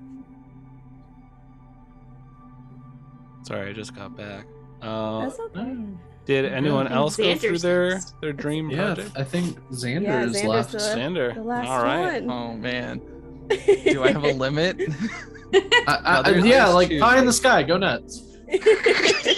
No, I have so many projects I've been wanting to do, but there's one that me and one of my best friends talked about once, and it's just been stuck with me for I think like 8 years now. So You gotta make it imagine happen. this. This is an audio drama, but imagine what this audio drama is. Okay, it's a bunch of people playing D&D. Okay. So you are essentially like, imagine like you're a fly on a wall and you are watching the lives and tribulations of these players, not only while they're playing this game, but a bit outside this game, right? You get to hear a bit about their lives and how that reflects in the game, either in subtle or very direct ways, and how these players, like, after hearing maybe like, Todd, like, just lost his job and now he's kind of, he's upset. And so now he's playing his character kind of a bit drastically different, right? Ooh. Taking out their frustrations on the game and then how that affects everybody else. That is a project I've been wanting to do, but I do not have the writing skill for that just yet. Oh, that would be really Because good. That Not is only- an amazing. You have to project plan idea. out every individual's lives, what happens in a long time span, True. I feel then like what happens in the planned game, and then making that feel so natural, as if you were legitimately a fly on the wall, just like, or like a weird person just creeping in a closet, just watching these people play a game. And I like feel like learning you would need multiple writers for that, because you would need different perspectives, because you get too I was hooked gonna on say. one, right? Yeah, it's a project that I'm like, Mhm. I've been wanting to do, but I'm like, it is such a venture. Because if it's just pure audio, imagine the sound design to make that sound really good, and then have Yeah. a transition of the tabletop game and keeping that sounding authentic, but also using subtle enhancements I've always wanted to, and I'm now working on learning how to do it, because I'm like, no one's going to make it, I'm going to have to make it, which is a series of 3D animated vignettes in a style of a horror PS1 game. Mhm. Making a series of vignettes that tell an abstract, surreal story. We might have just disconnected. Oh no! Oh, Oh, I did see an F. never mind. We're live again. Okay, we're good. Yay. It's So it disconnected and it started a new stream. Is what it did. Ooh. Oh, did that do Oh, that man, to YouTube too? It should be back. Okay. Yeah. Oh man, I wonder which sentence I got cut off at. Birdie said Xander ran off to start writing mid-sentence again. I'm writing what? I don't even remember what I said. Well, I have to I say think- it all again. I will. I think with having the different narratives, for me, one of the most interesting things would be the lives of the people, right? Just hearing what's going to happen. And I think that's such a strength that audio dramas have, is they can tell such compelling stories of people, because you have to listen to the audio so intently, because you can't rely on a person's facial expressions, their body language, that kind of stuff. You have to really listen to what that person's saying to get them, and then it becomes something more of an intimate understanding of the character. I think that's one of the things I really love about audio dramas. And then so I would be sitting there going did they get the job back? What's happening? Yeah. But the best part is imagine when some people are hey, we're gonna go make snacks, we're gonna go in the kitchen and stuff. Some people leave the room and you're left with 2 or 3 people, and then what are they talking about while they wait for other people to come back? And then the romance starts, point. it gets a little spicy here and there. I can see It this. just becomes a very good sitcom, but it Yeah. only takes place in a single room. See, that's good though, because the world exists, but we don't know much about the world. And then at the very end, you pull a dinosaurs and you talk about how the world was mostly destroyed and people are just living on the remnants of Earth. And you're like, what? Oh yeah, that thing that totally makes sense. Yeah. So I have that's actually 3 really joke cool. endings for it. One is that it was actually a Sims game, so the camera pulls back and it's someone who's been playing a version of Sims. The other one is that the player we finally leave the room and the players go and they're okay, that was a good rap, right? Playing the fact that it is an actual show, this is a show everyone's watching. But my third one is copying Resident Evil, where they're we've never I don't think I remember actually what's outside or in this closet that's always mentioned, but we never talk about the game closet. And they open it up and it's a dog sitting in a chair with a bunch of TV screens that are all different angles of the Oh room. my goodness. Mm-hmm. And it gives I you love so a many good Silent options Hill for, ending bit. yeah. Oh yeah, that's the There's Silent so Hill, many not options Resident for cool Evil. details though too. You mentioned what's outside. You could add in sound effects, right? That is the Yeah, outside. you can have It's a like- rainy It's day like- today. Yeah. Mhm. Yeah, you can have rainy Yep. days. Yeah, you can have I- sirens going off, a cop goes by, and someone's Mhm. man, dude, my store got robbed today. The guys just ran off, and then an hour into the show, you just hear cops going in the background. Mm-hmm. Right. Yeah. So, I've definitely learned a lot about because I've been used to doing sound design for actual plays, such as where you kind of go in and fill it in afterwards, wherever it makes sense. It's not, you don't go as well. I don't always go as heavy depending on the scene, but since I've been helping with production for the Graveyard Tapes and helped with the redux of the first couple of episodes, I got a new understanding for the amount of thought that goes into that, and also choosing which lines are you gonna use. And Mhm. there are moments when there's voiceovers, so it's what do you put there? So I kept looking for office noises, and I was what if we just put a very soft ceiling fan noise behind it, so it's not total silence, but because we all kind of pictured he was recording those bits in his office anyway. It's been a lot of fun. I'm also so excited for season 2. Ooh. All right. Any other little bits and bobs, Chad, or are we gonna close off the thing? I'm sure that everyone has more questions. Like we only answered one question. Well, it was a big question. Like, Yeah. does anyone have a big. short question that we can all answer? Yeah, my No, answer what to is that your was favorite basically dot I hack? like that. everything.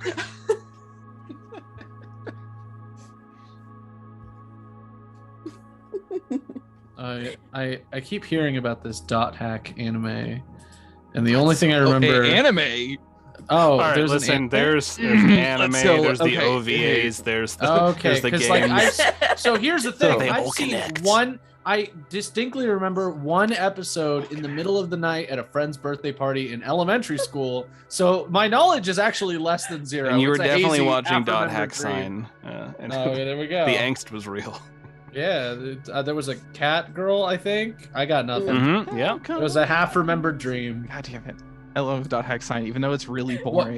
Xander, It your, is boring, but it's great. Is your, it's like is a your chat wonderful question boring. what your favorite dot hack game is? Because nothing. Yeah, I don't yeah, know yeah. anything Oh, about look, dot man, someone hack. asked, like, what is your favorite dot hack game? That was you. You wrote that. You wrote that. It's, I don't know. I don't. No, it doesn't look like. There's like no. three of See, them there's on no the spaces in the PS2, name. right? There's like 3 of them on the PS2. I remember that. They're getting remade or something. They Just did. re-released. Last and they're- Recoded got remade. It's really Oh, good. cool. I'm gonna It's buy it fantastic. again on the Switch whenever it gets released on the Switch Cool. later this year. Because I want to support it because Bandai, for whatever reason, is not allowing CyberConnect to remake the original quad.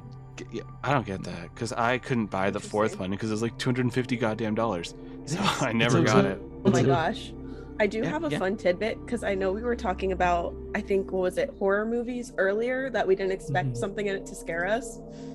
And I just remembered while we're waiting for more questions. As a kid, something that I did not anticipate. I probably watched this show when I was way too young, but it was The Ring. Oh. And Mm. I am someone, I make really, it's good for like storytelling and getting immersed in games and movies, but as a kid, not as much, right? I make very strong connections to things. When I watched The Ring at my my mom's house in New Orleans at the time, which is also known for just being spooky and having old houses, and there are 2 very distinct scenes in that movie, which is like the well, right? And there's like a wall that has old wallpaper on it and has like a family tree behind it that gets etched off later. And I couldn't go swimming in the kiddie pool she had in the backyard for me because I thought it was the well. And I was like, I'm not touching the bottom. I'll go swimming in it, but I refuse. I've never seen that movie, Mm. but my stepmom at the time almost let me watch it when I was like 4. Ooh. Yeah. But I was tired very and went to young. sleep. I'm like, Ooh. "Nah, Good choice. We got we two have questions. 2 yeah. Let's see. Jason _42. Have you learned anything about yourself that you didn't know from before from playing TTRPGs? Yeah. I found that I've been playing D&D forever and a day since like grade 8, so like 100 years ago. But I never realized how important it was for me to have a creative outlet via storytelling. I needed that. And when I didn't have that, I felt like I wasn't content.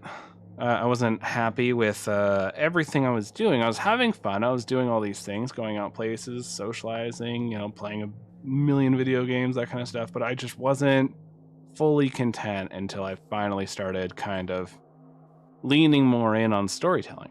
And I absolutely loved it. And if anything, collaborative storytelling, I love even more. And so that's definitely something that I learned. Also that I have a weird fascination with body horror. Fair enough. My dog is freaking out, so I'll be right back. No worries. This is a good question. I don't have an answer right away. If anybody would like to jump in. Yeah. So I think I've learned a few things about myself and also taught myself things in the process, I would even say. Part of that is, again, doing this, getting out of my shell. I realized it's not as scary as it seems, right? And I've been able to jump into the role playing and just really enjoying that. I used to do theater when I was in middle school and a little bit in high school, and I always really enjoyed that. And in a way, this is very similar to that. And being able to have this type of hobby when there's so much going on in life, right? We work, we do all these things during the day, and having one day a week, just even in a home setting, where it's like I get to play D&D this one day a week, or I get to play a tabletop this one day a week, is really nice to look forward to.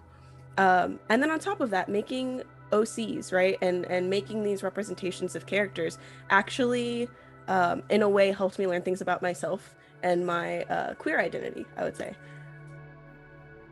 And it's been really cool being able to.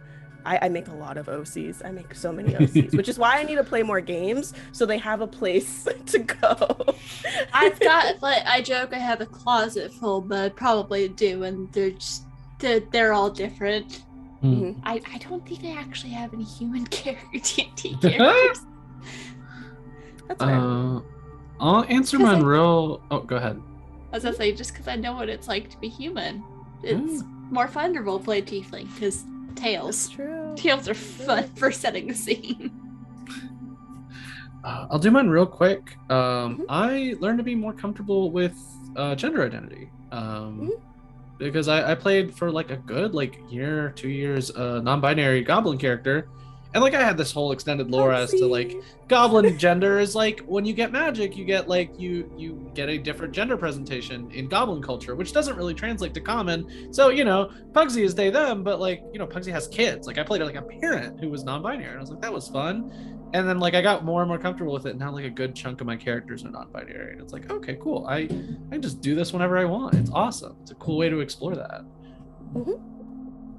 And since I don't know how much time we're running for, I'm gonna go ahead and read the other questions, and we can just answer them all in like a blast if we can. One of them is just, have you heard of the stream D&D game Three Fillings on the Angry Girl Nerd channel? I have not, but that sounds exciting. Orange Jazz. I will add that to my list. Oh, Three Flings. Three Flings is cool. Oh, I checked it out. I will check it out. Flings? That sounds vaguely familiar. The other questions are waffles or pancakes? French toast. You know what? toast, French yes. toast, absolutely. My dad makes Yes. a really good French toast. Waffles and peanut butter, though. Let's see. And bananas how on much top. do you reference in Just a your little honey. campaigns? What do you steal Often. from other media? All of I it. steal a lot from comics. I read a lot of indie comics, specifically because I've been like vibing a lot with like sci-fi horror and stuff. But specifically like urban fantasy. I'm reading Once and Future, which is like monster hunting, like kind of Monster of the Week style. But like one of the characters is this like grandma who was like a champion monster hunter, and like the other is like her bookish grandson and his like sort of girlfriend, and they're all trying to stop King Arthur because King Arthur is actually like super evil and a racist like Lich King, because he's like all about giving like England back to like the specific people of his like group. So he's like super evil, and like the design for King Arthur looks like sick as hell. And it's just really cool because the way that it works is in that story, like the more you adhere to the legend, the more power you get from it, which is something I took and I actually placed into the Demigods game. So that's something that I've been referencing a lot, is the idea of like, if you adhere to stories, they grant you power. And that's been playing a role in a lot of my games. And then in terms of like sci-fi horror, I've just been, I don't know, I like the idea of like, I played a lot of Portal, so I like a lot of my like phaser vibes are just like, what if GLaDOS was like a little gremlin freak instead of somebody who was mean to you all the time? Beautiful. Yeah, What but about- like just super cool. And then well, let's see. And then the last question was, Either of you have anything you've pulled from media? Anything fun? Oh yeah, I Robert steal Joes from- don't know it, but all of Heartbeats is really just a recreation of One Piece. Just no one's realized it yet. Goldie Roger hid the One Piece. Yeah, I definitely borrow a lot from Mass Effect, Star Trek, Star Wars. Ooh, Mass Effect. Yeah, thanks there's for an Star Trek. AI on the Opal Star, and one of my players is like really familiar with it. One of my new players in Sham was like, "Is this basically like ED?" I'm like, "Yes, but without the shady, evil programming Cerberus had." Very cool. Yeah, Very just- cool. I'll also pilfer things that they haven't come across yet. Let's see if anyone wants to jump in. We have one last question.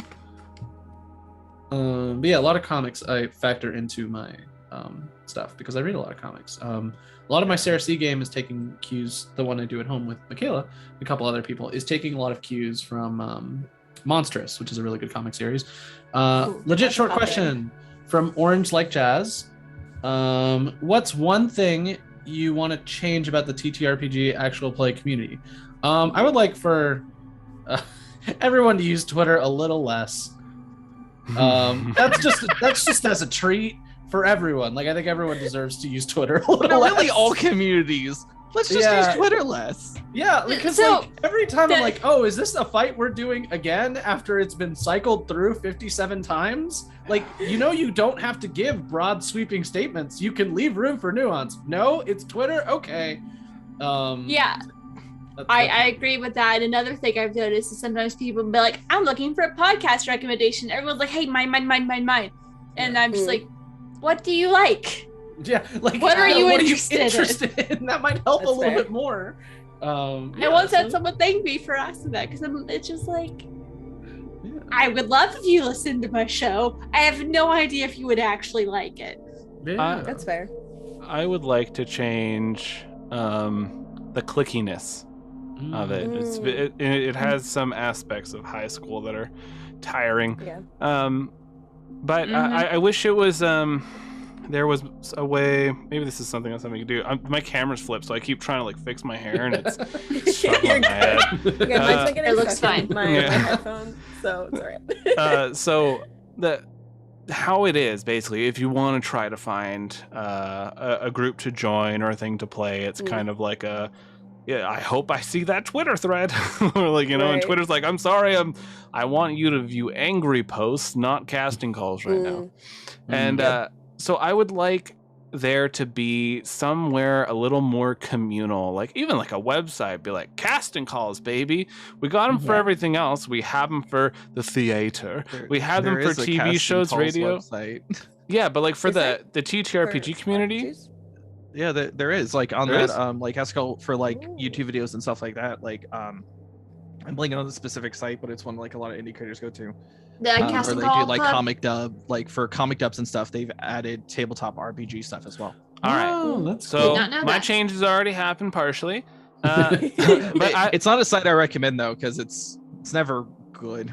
Okay, so at least I've had a great experience. Someone make a better website. It is not as good as you want it to be. Someone make a better website, but I wish it was better moderated. I wish it was more than like you listen to a podcast and it's the same three guests kind of thing, I wish there was more cycling of new voices. There's new faces to the community, because when we see the same DM 800 times, we'd be like, we kind of know what to expect at this point. Like, we know what's going to happen. Bring in someone new, right? Like, roll a die, try it out. When they, when Critical Role had Abria on there, like, fucking rocked. It was good. Try something different. You don't need the same person all the time, or you don't need your same clique that you have. Open the door a bit and like kind of let new people in. That's what I would like to change about the community.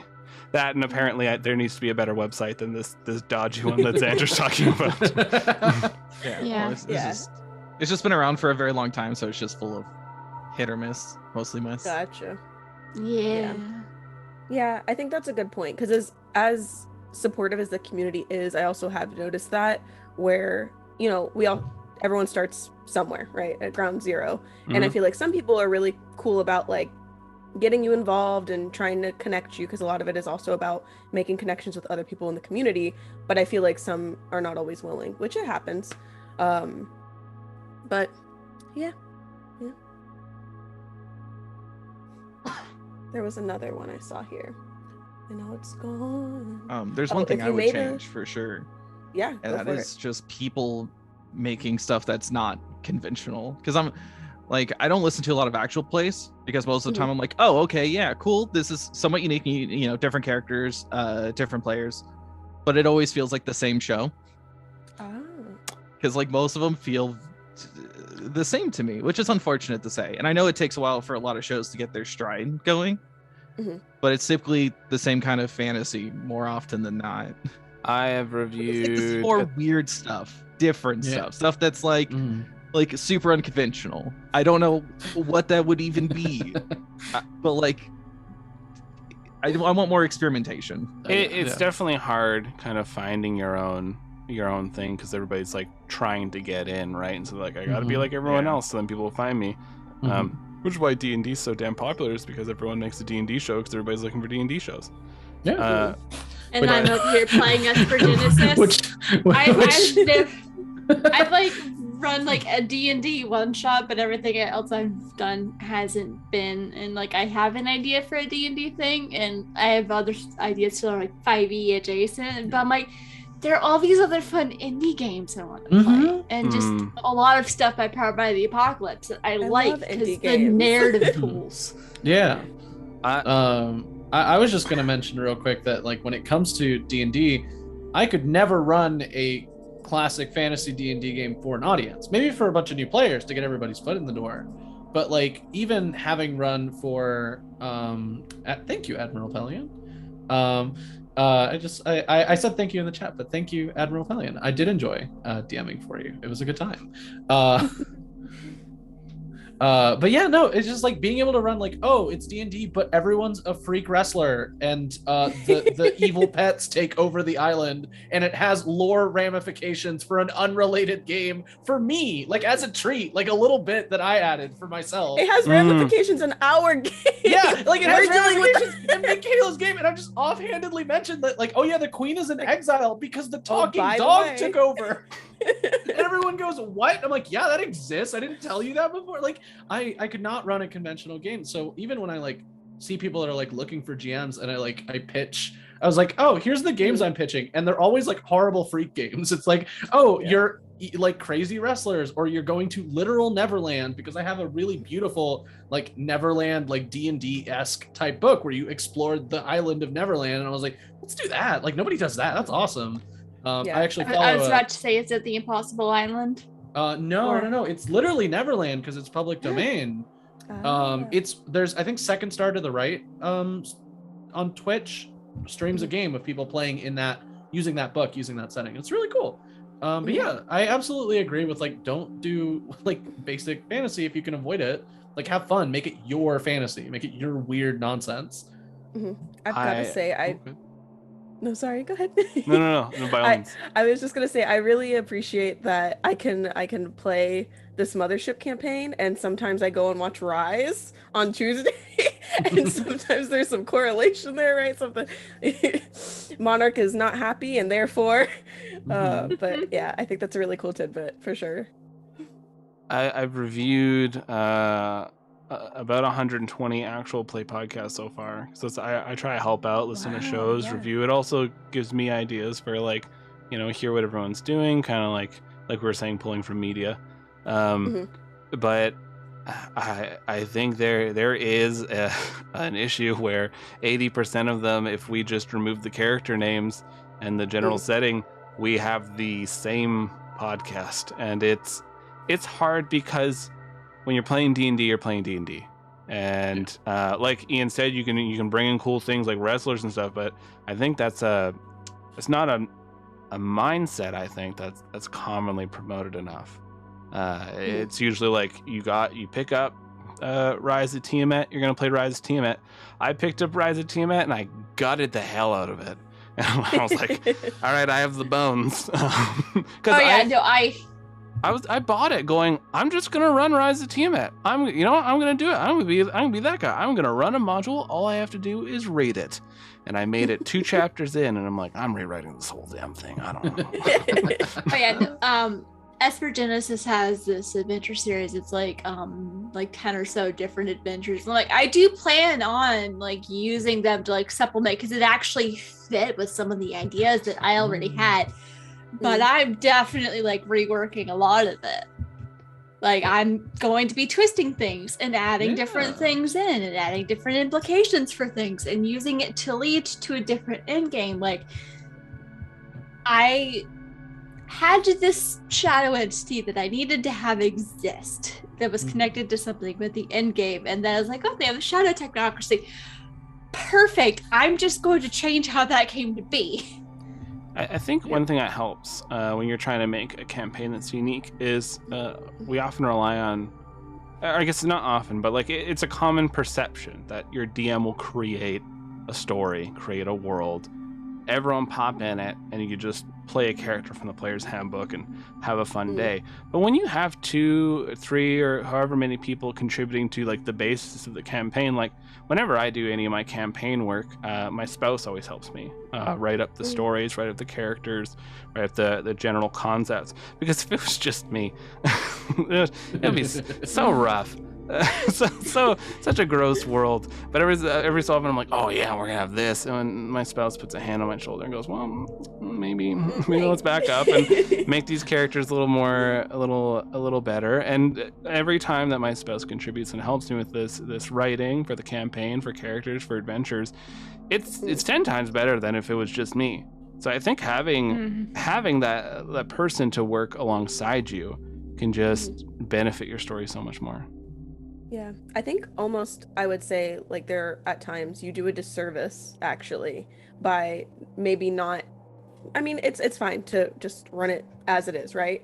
But I have played, I think the majority of the games I've played in have had at least some elements of homebrew to them, and I have enjoyed the story so much because of it, right? Like there's so many aspects that you can add to your games, even if it's something silly, right? Like custom items, like, or things like that really can make or break certain parts of the game you're playing, and makes it more fun not only for the DM but also for the players. This is the first game I've come that's from something that's a module. Oh yeah. All the other games I've played in are very much homebrew. One that the DM, he had been working on the idea for years to turn into a novel, and then just decided, screw it, we're gonna make it a game. Yeah. And that's one where my character's probably about to die. Oops. Whoops. I'm fine with it. I have a backup cleric. It's fine. So Jason also asked, if you made a new system today, what would it be? That was a little bit earlier. I like that. If anyone I have has. one. Lucas, are we about to say the same thing? Well, okay. Well, I've had one in the works since I started Rise, and I've been working on it with Michelle. And it's called Travelers, because I always call the people travelers whenever I'm like, greetings there, travelers, it's me, Wing of a Gimble, famous name bad, and like, so I was like, Travelers. I was like, right, that's what I always use. And the whole premise of it is they're adventurers, but they're more of the core functionality of the game is exploring these ancient ruins with highly advanced technology, and like basically the detrimental stuff that comes about unearthing incredibly powerful super weapons, but also the benefits that you bring to the world. And so it's part heavy world building, and then it's part like actual adventuring through with your character. I have like custom made classes, rule sets, different things on magic and everything, and that sounds very fun. I plug away at it, and it'll never be perfect. And so it sits in my OneNote. I hate to be this guy, but I have to do some last second like shopping for real life. Oh yeah. And we gotta wrap it up a little bit because the store closes at 11. That's fair. Oh, good. Yeah, I also didn't eat dinner yet because I wasn't hungry. Yeah. This was so much fun. It's been a long time since I just sat down and talked. Absolutely, this was a good time. I usually just hijack my work Zoom meeting, so. I actually really enjoy this. Yeah, this is really nice. I enjoy stuff like this. Like, I've had the idea of doing a show, just like talking to people about the impact of TTRPGs on their life, and I'm like, I have a name for it and everything. I just don't want to do that. Is it on my What's own. Rolling? No, that's a good one though. It's the roles we play. Oh, okay. That's cute. That's good. Yeah, and I kind of got to test a little bit of it in I was part of a charity stream with Tales from the Tavern and Discount Dungeons last year, where I did a brief panel that was the stories we tell. It was fun. Very nice. Well, this has been an absolute pleasure talking with all of you. And chat, thank you very much for following along with us and listening to us deep dive into all these different aspects of TTRPGs. It's been a blast. I've been having a lot of fun with this. We definitely have to do this more often. I guess let's go around our virtual table Anywhere we can find you, anything you want to plug before Ian runs off to go do some shopping so we can get Ian out there. I need distilled water. Yeah. And among other things. So I have been one of the chatties. You can find me. I run the Ballad of the 7 Dice Twitter. That's at Ballad7Dice. We have a podcast, Ballad 7 Dice, which is a bunch of heroes who are ripped from different eldritch dimensions. Not eldritch dimensions, different dimensions, different worlds, all kind of stuff, brought into an eldritch war that we are destroying the Forgotten Realms with. Super fun. I've had more than one person message me on Twitter about correcting the world lore, and I told them that's just how this game goes.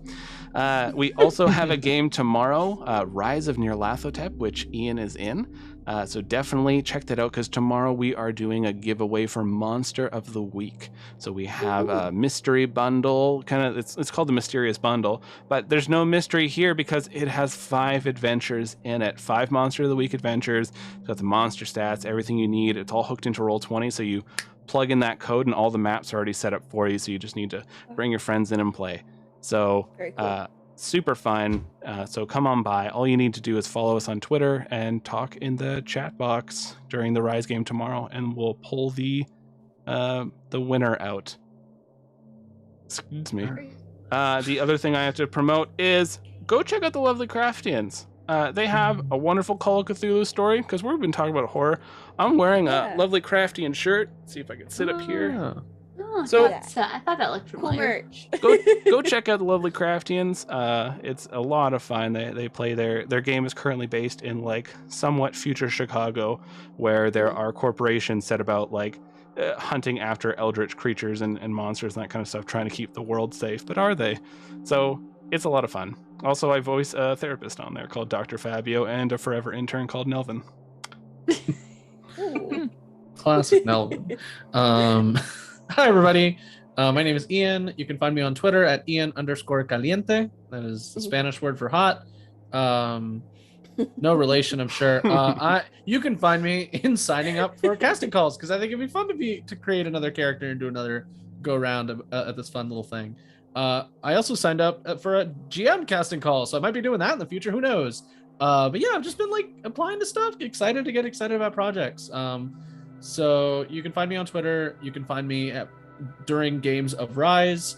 You can also find me in various projects such as Tempest Multi and in the Road to WrestleMania mini campaign of the Are We Dead Yet podcast. So yeah, you can find me in all of those places at your podcatchers of choice. I will not be recommending an Animorphs related piece of media this time, because I'm saving those for tomorrow. Although if Eve beats me to it, then I guess that works, because we've all recommended the same thing multiple times in a row. Woo! That's my thing. Thank you, everybody. Very cool. I'm Michaela. I am not only a TTRPG enthusiast, but I'm also a crafter, and I do make a lot of TTRPG inspired crafts. So I do like character charms for rolling trays. I'm working on making dice as well, custom RPG dice, polyhedral dice, all that cool stuff. You can find me at Twitter at Metaphysical with 2 A's at the end. So it's METAPHYSICAAL. And then we were talking about it earlier, so I'm going to plug them as far as horror themed things go. Old Gods of Appalachia. It's a podcast. You can find it on Spotify, Apple, I believe, all the good places you can listen to podcasts. And they are a horror anthology podcast.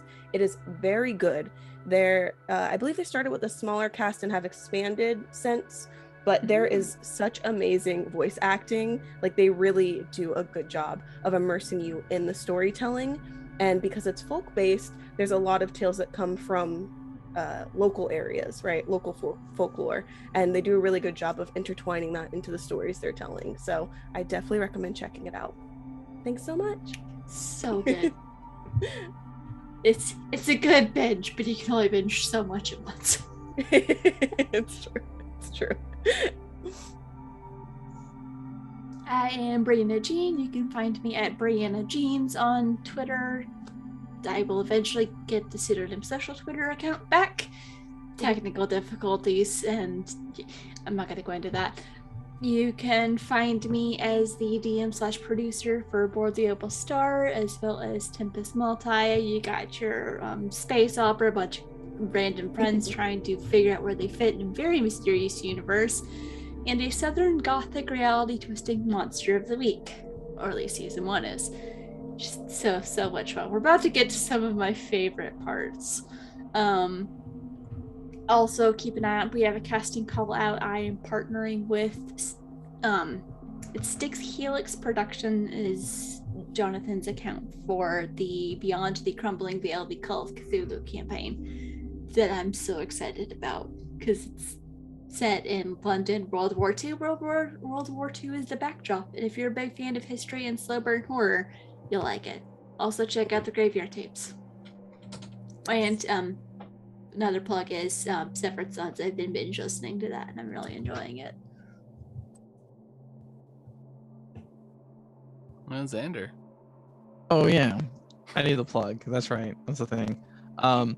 Yeah, my name's Xander. You can find anything I work on my card site. I guess I'll promote it. I've had it for like a while now, and I'm just like, oh yeah, I update this thing too, and I just never talk about it. You can go to xanderdriley.card with 2 R's.co. You can find all of my stuff, my Twitter, which is Xander D. Riley, all the links to the Twitch shows, which just will link you back here. The podcast I do, which is Heartbeat. It's a fun, wholesome slice of life tabletop game. And Sailing Out Blue, where I forced my best friends since middle school to finally read One Piece and force them to also recap it to me because I don't want to reread it for the 20 billionth time. Which is a lie because I'm currently just rereading it again. Like I've reread it now twice this week, almost 3 times. I like One Piece. It's very good. So much cool stuff. And I got Robin to it now. Is the podcast a ploy for me to get people in my friends in the heart into One Piece? Yes, absolutely. Also a good show. I'm adding a +1 of that. I just started listening to it as well, and I've very much been enjoying it. So. Oh, that's very good to hear. Yes, I'll like Matt is not on social media because he can't get cool. spoiled. Yeah, Matt's not allowed to be on social media because he'll get spoiled in One Piece like immediately. So he's not allowed to. Oh yeah. I'm surprised that he has not been spoiled about anything in One Piece. So like he's learning a lot, and he's also like, but because he's read other like almost every other shonen like Bleach, Naruto, Demon Slayer, all of those good things that I don't bother reading because okay, I have read them. Who am I kidding? But that like he's just never been spoiled on One Piece surprises me. That is very surprising. Maybe because it's such an extensive show and manga. Yeah, there's like 1,000+ chapters. It's ridiculous. I don't think I ever like was really interested in it, but I started listening when you sent me some of the early episodes. I'm like, now I'm actually interested, but I don't want to watch it myself. I just want to hear y'all talk about it. Yeah. The Shonen Jump app, it's $2 a month. You get access to all of One Piece and then like every other Shonen Jump series. It's really, such a great deal. Really so good. Maybe and it's the best way to experience One Piece is reading it. Watching it should be like a companion piece because the pacing is because they've had to stretch a chapter into 30 minutes and there's only so much you can stretch 10 pages into. Right. Yeah. All right, everyone. I have to go make some dinner and deal with I have this to go crazy puppy who's biting my arm. shopping. Yeah. So it was a lot of fun chatting with This everyone. was great. Yeah. Can't wait So to much see fun. you all again soon. Pop on by tomorrow Goodbye. for Rising Your Laughter Tap. Yes. Bye, everybody. Bye. Bye, everyone. Bye, everyone. Please do good morning for some of y'all.